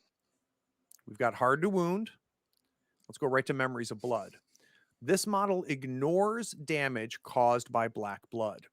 After this model suffers damage from an action or trigger other than last memory, another friendly Forgotten or Nephilim model within 4 inches may take this model's last memory action. And we got to jump right over to it. So under tactical actions, last memory, once per turn, discard a card and suffer 1 damage, draw a card. So it's the card cycling. And then we got regen 2. So looking strictly at front of the card, Brian, what does this do with Molly? So the biggest thing with Molly, unfortunately, there's no fading ability, right? That's like off the bat, there's nothing like that. But her leading baton action is going to be really nice with him. So she can charge, punch him, push him up to 3 inches in any direction. Then he gets a card cycle, pitch a card, take another damage, but he gets to draw a card. That's going to be really helpful with her. And that's probably the area I see it the most. But I don't, other than that, and allowing other models to discard cards and draw cards, that's about it. It's a nice little card engine. It is. And we'll probably get into this a little bit more, but just right off the bat, how does Archie and Rogue Necromancy feel about the existence of this model? Does this scare Archie and the Rogue Necromancy? No, I think it just gives her more tools. Because of those 2 models don't always have a place on the board. Yep. I think this allows her to have an extra tool in her pocket to bring to the board. I also like that it is part of the Resurrection, so I can bring out a keyword if I really feel like I want to. Andre, we're going to take a quick step back on to go to Nekma. So I'm actually going to let me flip back to her real quick because Cody's got a good question. So Cody asked, it is interesting that Nephilim can elect to ignore the shockwave, or they can't elect to ignore the shockwave. They have to ignore it. Is this just that to avoid the black blood combos, or am I missing something else? So other than obviously the black blood all over the freaking place, do you think there's another reason why it was a must, not a may? Yes. Well, other than the fact that it would provoke more splash damage unresisted, no, I think that's the core problem. The idea that I can put 4 dudes on you, and then instead of having one of them suffer, a point of damage to splash. Now, granted, it would be like 4 points of damage, but being able to throw the corpse and be like, all right, you're going to suffer immediately 4 unresisted points of damage. Oh, and by the way, make a move duel or suffer 4 damage. Like that'd be too much. Yep. All right, let's look at the back of this card. Heavy Claws. There's Brian's 2-inch melee. Love it. We got stack 6 against defense. Target suffers, good God, 3, 4, 6 damage. Rampage on a crow. Push this model 5 inches, ignoring any models such that this model moves through the target.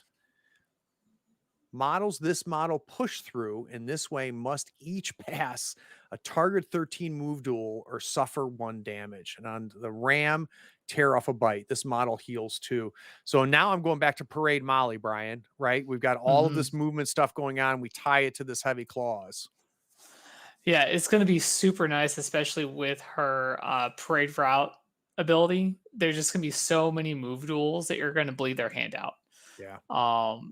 Honestly, just like constant duels, like simple duels, and enforcing those is one of the things I love about Malifaux.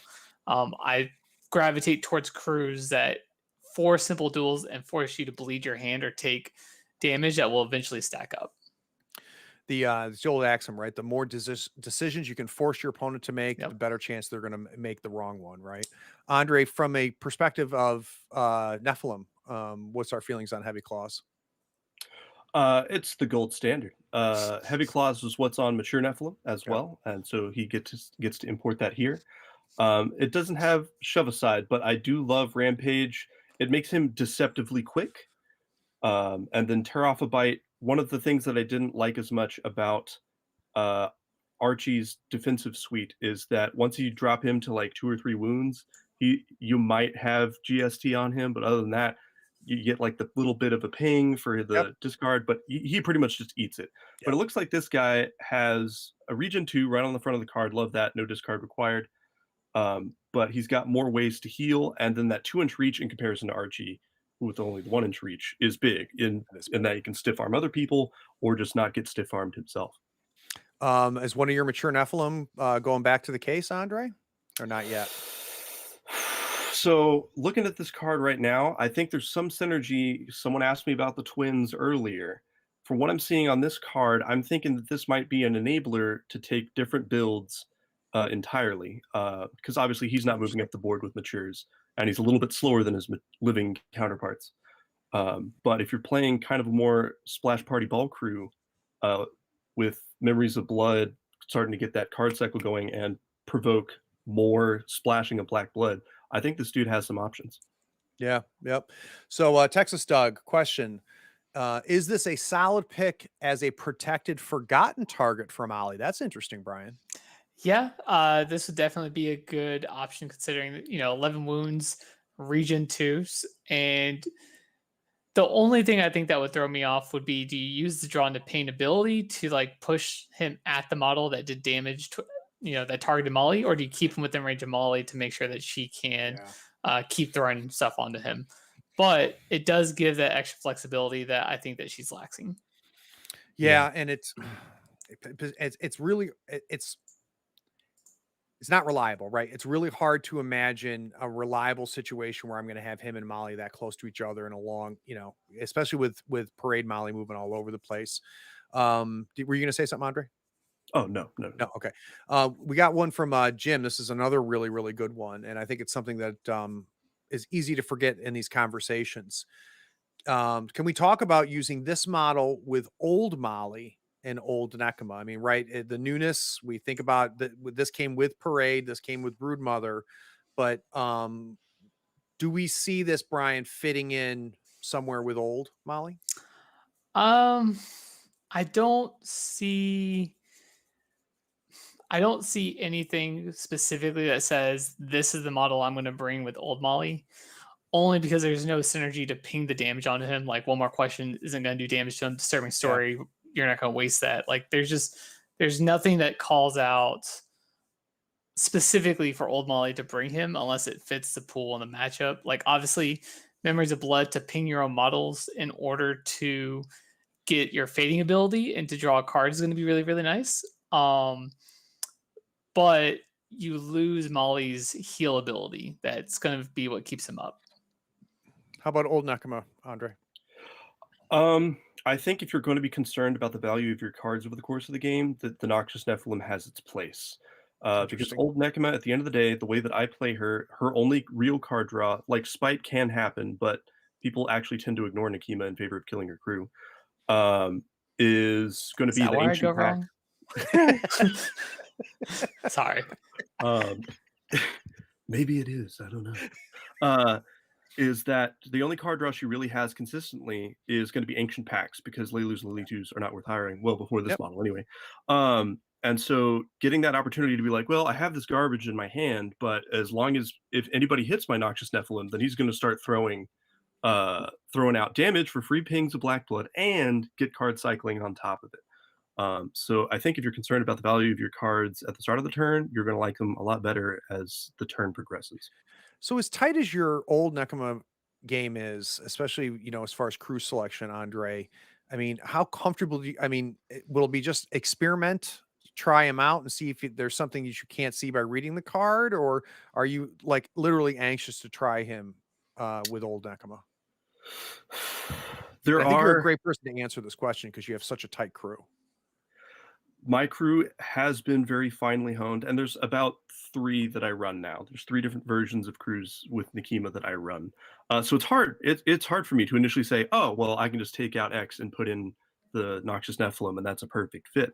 Yeah. I think my biggest concern as a Nekima player, an old Nekima player, is that he is not by himself very fast, and the rest of the crew can't pick him up to Yeah. account for that. So Haywarden by himself isn't very fast, but he's only size 2, so he can get carried. But this dude can't. So a regular living mature, will be able to say, all right, cool, I'm going to move 18 inches up the board on a 6, not including shove. And you're like, okay, all right. So that gives me my hey, and that gives me my true threat range. And then old Nekima the same way. She wants to dive into a combat as early as possible. She's going to move 18 inches up the board. At the end of the day, flight's great, and that sounds good for a Molly player, but for Nekima, that's 8 inches behind what everyone else is going to get up the board. And so a lot of his play is centered around being near his friends, and if he can't keep up, that's dicey for me. But I do see more play with Broodmother, certainly. So we go to tactical actions, and last memory. I see it here, and obviously I know how it's tied to memories of blood. But can you imagine a situation, either Brian or Andre, where you can imagine us actually spending an AP and just doing last memory? Maybe if he's out of position. I'm trying to see whether it's only there to tie to memories. I think it's mostly there to tie to memories. The thing is, because it takes an AP, I don't see you actually using it that often. Because you can't trigger Memories of Blood off of using that ability, so it makes no sense. At this point in time, I don't see a reason why you would ever actually use that, like, unless you really got to get that card out of your hand, to try a card cycle for something that you're desperate for. Yep. All right, so let's think about this, and we can stay with you, Brian. Let's think about this next one in the context of Molly. Rancid Smell. It's a 4-inch aura, stat 5. It needs a 7, right? So it's expensive. Until the end phase, enemy models within range suffer a negative to actions targeting models other than this model. The key here to remember is this is not just attack actions targeting the enemy; it's them trying to target their own models as well. So do we see, is Rancid Smell a big deal? I can't decide. I could see it being a big deal in the sense of, he walks forward, he pops it, and then your opponent goes, oh, this is not a big deal. And then Molly runs up and just like throws him forward into your crew. And then it's like, okay, well, now we have to deal with this Noxious Nephilim that we're now going to punch. And every time we hit him, we're going to give Molly, her crew a fading ability, which can also trigger her fading loneliness, which then, does a lot more ping ponging of her fading abilities. Yep. So I can see it having play in a Molly crew in the sense of protecting the crew as a whole and just running forward and just being a big model to tie everything up with a 2-inch range and a big base. Yes. So he's a 5-inch or 7-inch bubble of just AoE control, and can be put up there by all of the other movement shenanigans we saw with Molly. How about for you, Andre, with either with Broodmother or old Nekima? Is Rancid Smell a big deal? Yes. I think one of the biggest things the Nephilim suffer from is dying really fast. And this certainly aids in that endeavor of not dying nearly as quickly. I think one of the things that this does do, going back to my commentary about Lilu and Lilitu needing a place to exist somewhere, defense 4 and 7 wounds on a Lilitu is garbage. But if you have to suffer a permanent neg flip every time you take a swing at her, that becomes a lot less of a problem. So if you can get to an area, and I think we actually ended up skipping over the fact that he is a stat 6 bring it. Mm-hmm. Oh, that's a good point. And stat 6 bring it means that while he is slower, his threat range is more concerning for the opponent, because if you move a model into a position where he can pull you out of that and into his crew, you might not come back out of that.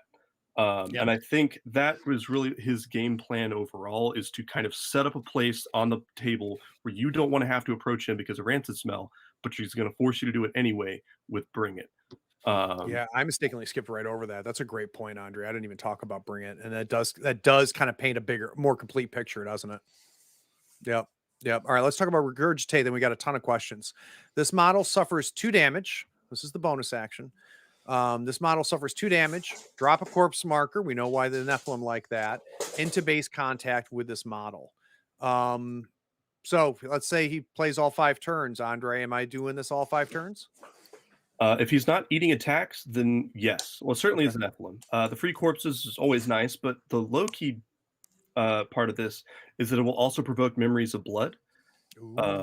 So it can get you a free ping damage on someone else and then a card cycle to boot while still dropping the corpse marker on the floor. So I do like Regurgitate on him. If you want to play it in old Nekima, one of the things that she kind of struggled with is outside of her totem once per turn, getting corpse markers onto the table to eat. And he helps with that and then gets more card cycle while he's at it. So I think I like it. How about with Forgotten, Brian? I think that the only way you're gonna use it, 'cause Molly inherently doesn't use corpse markers. Like Archie can throw them, but other than that, there's no real inherent use to them. You can bring Great Spirit Touch and eat them for focus if you really want to go that route. But the main reason why you do it is to take the damage and then use Last Memory on another model to generate fading, right? Yep. You probably do that turn 1, turn 2, and then he's down to 7 wounds if Molly's not healing him, which she probably would, because then you heal him, you give him focus, and he just becomes this big, scary 3-4-6 beater. So I think you do use it turn 1, turn 2, and then after that, he's just charging down the opponent's face, beating their face in. All right, so I got a question. This will be for you, Brian. This is from Fire 5 Tone. If Archie uses Last Memory, doesn't it just heal? If he uses Last Memory, discard a card, suffer damage, draw a card. Well, that depends on what card you're discarding. So essentially, yes, he'd take a point of damage. You would pitch your weak card and then heal back to 1, and then you draw a card. So, Yeah. I mean, is that sounds about right? You need to not be at full health because you'll Right, discard the because card you won't first. heal, because you heal first and you take the damage. Yeah. And honestly, I don't see why you would pitch a moderate to hopefully draw a card, unless it's a 6, maybe. You gotta be real desperate at that point. Okay, Wake Badger asks a question. Out of keyword viability, Regurgitate is pretty fun with Red Chapel, but is it too expensive? Yes, there are many other ways to generate that course marker that's a lot cheaper, more reliable, and doesn't kill your own model. Yep, I agree. Good old Shanti question. Looking ahead a bit at Regurgitate. This is now one of the best corpse markers in the faction for some builds. Do you think it sees out of keyword play in Neverborn, Andre? Because it is a Reser model, no, I don't think so. Yeah. My good buddy Dead Aussie Gamer question. Would this work as an out of everybody likes that's out of keyword? Would this work as an out of keyword hire to help protect against Nekima? So if going up against Nekima, because of the black blood, I would assume the fact that he's really, that's not a bad question, Brian or Nick. Actually, yeah, Nick, go ahead. Oh, sure, yeah. I mean, being able to ignore black blood's awesome. Even 9 stones awesome though. I'd have to put it on the table to see, Yeah. but it could be. I do like the other tech picks though, with having terrifying and some kind of self heals, but I do like the idea of the corpse marker and something stupid, putting Killer Instinct on and just start eating your Nekima's corpse markers to keep them from growing, or your own and corpse gaining a marker. stone, or your own. Yeah, you're basically a soulstone miner at that point, but that's an expensive. It's real expensive. Yeah, it's I goofy agree. thing to do. Steam Powered Doug, what does Molly call this cuddly boy? He calls him Doug. Akathos 14 question: in Nephilim, does Bring It counteract any of the speed issues, either by snagging an enemy or by reeling back a Nekima or Mature? I would say overall, I would still be skeptical because his ideal turn one is to walk up 5 inches and then hopefully pull something. But I have never experienced a turn one in which someone has willingly put a model within 17 inches of my deployment zone. So I don't see that happening very often. If I can find a way to move this guy around, like hire a Ruru or something, I don't know, to get him up the board quickly and then start pulling people, I could see him being very useful despite his lack of mobility comparatively. My good buddy Wookie Gunner asks, would Rancid Smell apply to an attack on Molly that is shifted due to Protected? No, because you ignore targeting restrictions and then you change the target back to him. So he's not targeting another model. All right, so we've got one other. Apparently, the chat is all abuzz about this one. So I'm going to start with you, Nick. We've got Molly, Nekima, and Noxious Nephilim. Wed, bed, behead. Well, behead the Noxious Nephilim. I mean, look at the art. Holy shit. And oh god, though. How old's Molly though? Wait. Hold on here. This could get really weird. She's an adult, right? I think she's an adult. She's a journalist. She has a job. Like Yeah. Okay. Well. Jeez. Bed, Nekima, because her new she's not dead. Awesome. Yeah, and yeah. And so you're gonna marry Molly? Why not?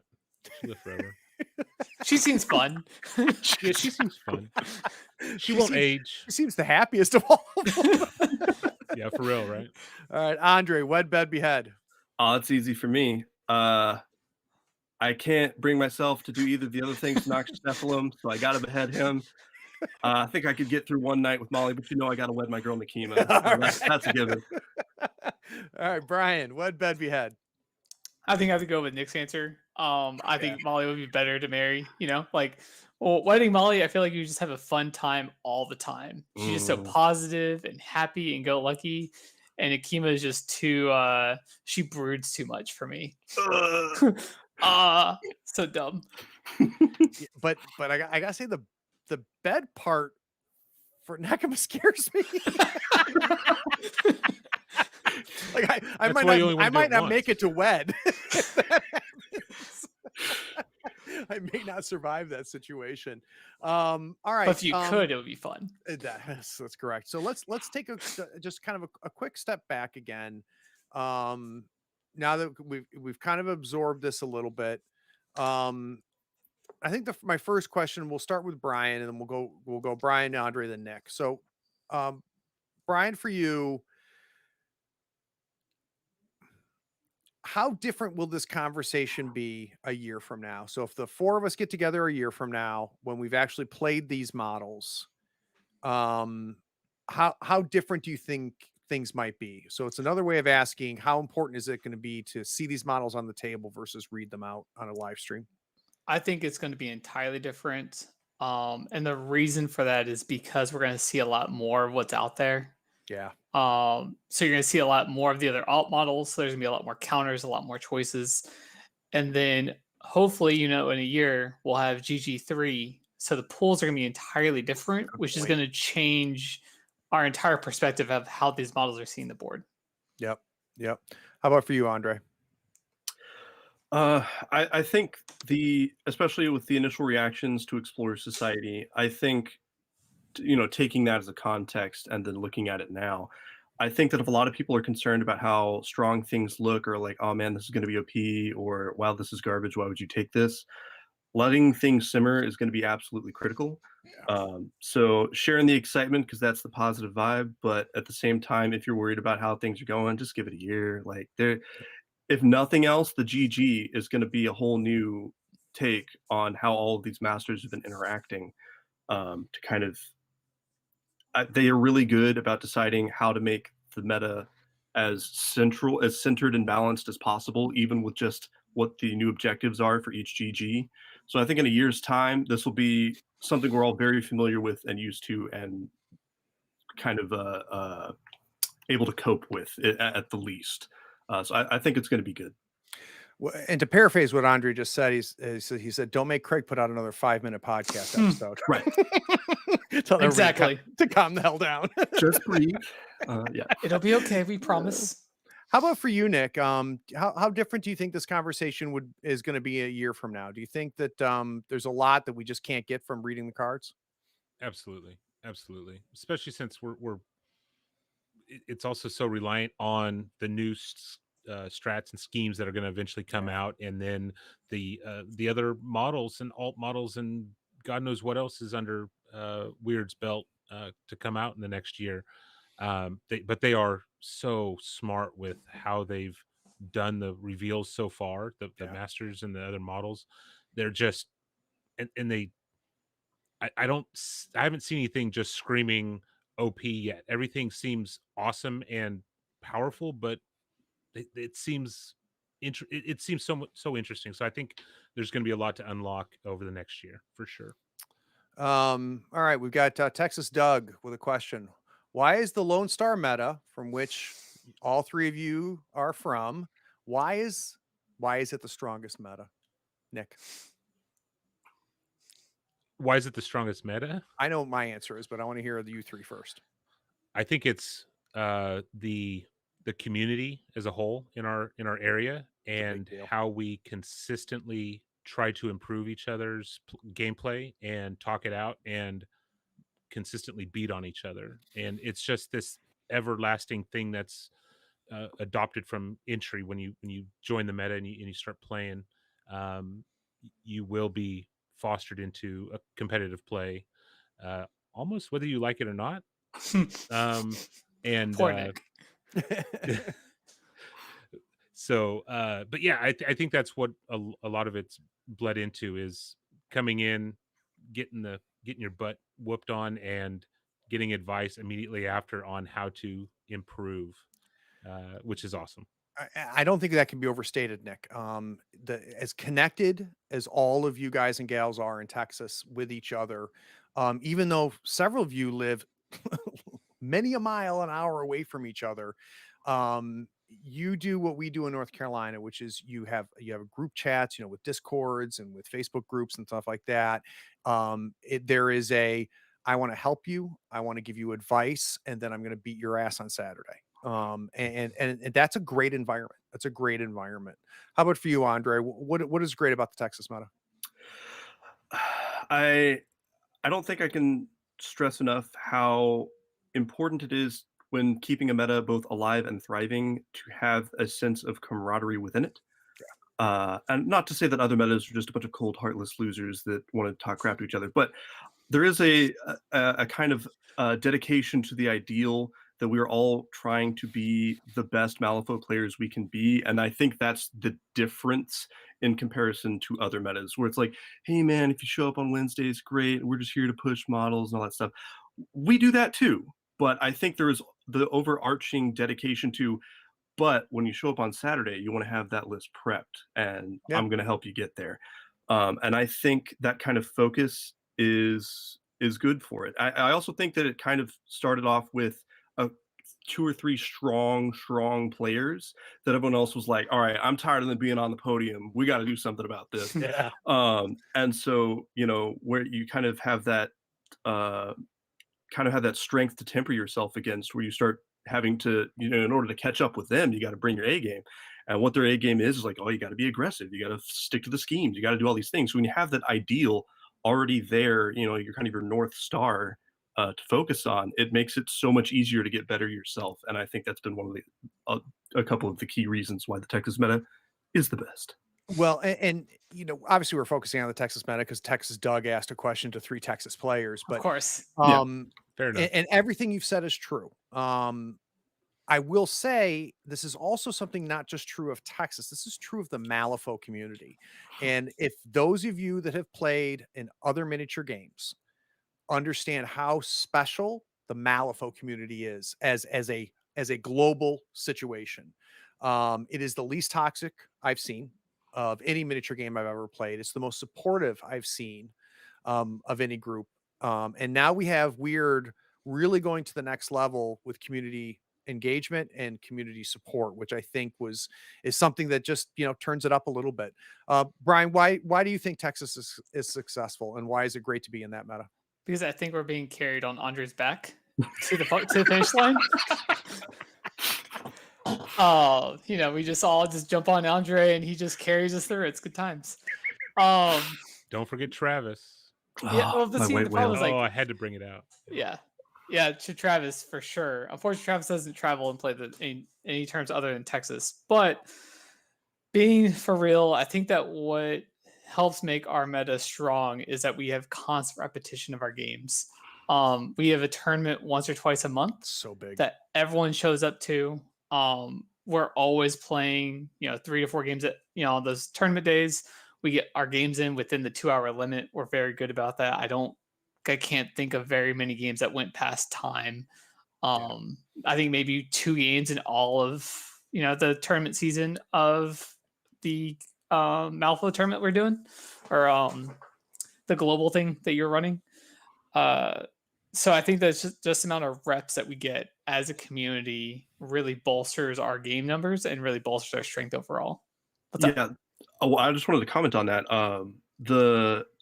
That is one of the things that I noticed immediately is that before the Lone Star meta became the Lone Star meta, the conference, if you will. Everyone was like, are we even gonna, should we even have Texas as part of this? Are there a lot of Malifaux players out there? And the first season that the Lone Star Conference hits the table, we're the first ones to qualify, and we have some of the biggest fish, climbing up the ranks. Yeah. And to me, that comes down to to Brian's point, the repetition is that I noticed we were getting a tournament in every single month, and usually 2 with Austin and Houston hosting. And that means that we're just getting so many more games in at a competitive level. And I think that's a lot of what's pushing us forward. Yep. So I'm going to give you guys the real answer to the question. So the question was, why is the Lone Star meta, from which the 3 of you guests hail, the strongest meta? And the answer is because none of you chickens come up to North Carolina and play. All right. So let's go to Steam Powered Doug's question. I'll see you next week. Flying out there. What is the best thing to come out of Texas meta, and why is it the Nick Westbrook? You just answered your own question, Doug. Dead Aussie Gamer question: When do you think a tabletop sim community will get to be a thing? If there is one, how do I get in? I'll throw in my comment there, Dag, but I'll let the guys come in afterwards. I think it's because for Malifaux, I think Vassal's better. I do find tabletop sim more immersive than Vassal, but for I don't know. That's my take. I think the worst thing to happen to tabletop sim Malifaux is Vassal. Yeah. And the Vassal is so well supported by the community, and it functions well. All the bugs are out. To get to a level like where Infinity is on Tabletop Simulator, it would take money. It's not going to take effort from the community. It's going to take hard-earned money to really program and get that thing going. I know there's people looking into trying to port a lot of that stuff over, but at the end of the day, you can't make maps very well in what we've got. And I've tried it a few times. It's more of a burden than it is a good thing, or than functional right now for me. Yeah. You know what I find with Tabletop Simulator is I tend to I have fun playing with it, but not playing the game, like picking up the models and dropping them, stuff like that. I mean, it's an amazing module and stuff like that. Real quick, for the chat, this is for all of you. My question to you is, I need you guys to grade the job that Jim Ortiz did running this chat, because you guys are a bunch of freaking maniacs. So from A to F, how well did Jim do? Any last closing thoughts, Brian? No, just super excited with the upcoming changes to all the titles. I'm beyond excited to see all the different changes that are coming and see this meta shaken up. I can't wait to actually have new masters put it on the table that are the same masters I love already. Andre, last thoughts? Is is this our plugs or is this last thought? I Yeah, need to make let's sure. hear it. Okay. There is a tournament that will be going on in Thanks Houston. for coming to the stream, guys. I appreciate it. I'm kidding. Go ahead. Dang it. Is it, what's the name of the It's Warzone. Warzone? Okay.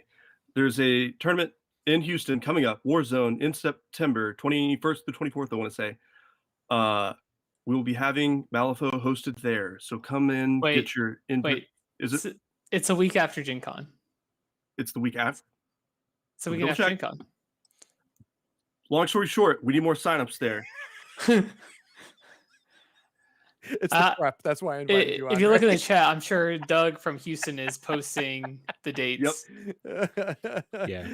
All right. Nick, any last thoughts? Or do you have more, Andre, or is that, are you good? No, well, I'm super excited to put Broodmother on the table. Yeah. I think it's going to be a nice, fun, grindy version of Nekima. And I'm excited to see everyone else get their new toys as well and reinvigorate everyone's love for the game. Amen. Nick? I'm frustrated. I have to learn 50 plus new masters when I just figured out somewhat on a third of what was out there already, but I'll get there. B, my pocketbook is going to hurt because I'm going to buy the hell out of everything that comes out because it's awesome, everything I've seen so far. Yeah. And C, Warzone Houston, 2-day GT, 5-round. The Friday, we're doing a Henchman Hardcore and a team event, I think. We're going to have some fun out there. Come out and join us. It's going to be fun. It's going to be a blast. Yeah, it's September 24th through the 26th. Excellent. Thank you. All right, so the next big reveal that is coming from my good friend Cody over at one of my favorite podcasts. That's the Swamp Fiends. So if you do not already subscribe to Swamp Fiends, that's on you because it is some of the premium Malifaux content that's coming out.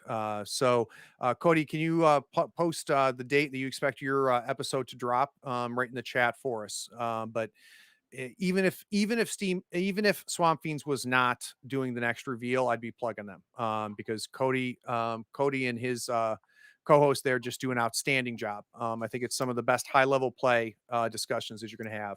So it's Monday morning. So this Monday morning, you guys can look forward to that. Other quick plugs. We've got here on Twitch, on here, go ahead and hit follow for me.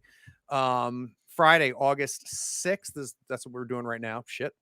Wednesday, August 11th. So this coming Wednesday at 6 p.m. is our Star Wars Fistful of Credits live play. Thursday, August 19th, we've got our Forbidden Lands, episode 6. And then Saturday, August 21st is The Fear Itself, episode 3 of that. We have got some other things cooking as far as Malifaux content coming out here on the channel. So you guys can kind of look forward to a little bit more of that. There's something really cool.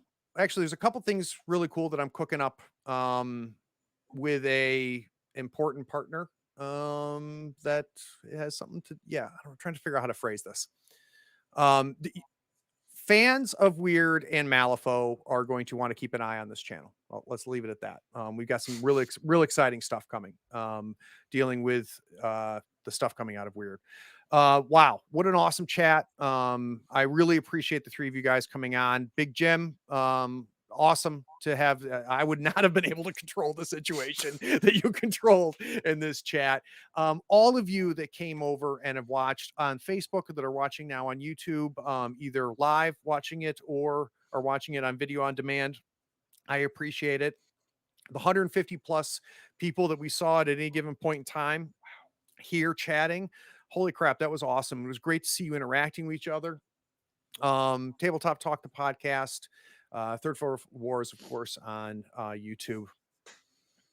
This was cool. Hey, you know what else I need to thank? Matt and Kyle, and Nathan and everybody over at Wyrd for really making the decision to let us content creators help roll out this new stuff. I think it has created a ton of excitement.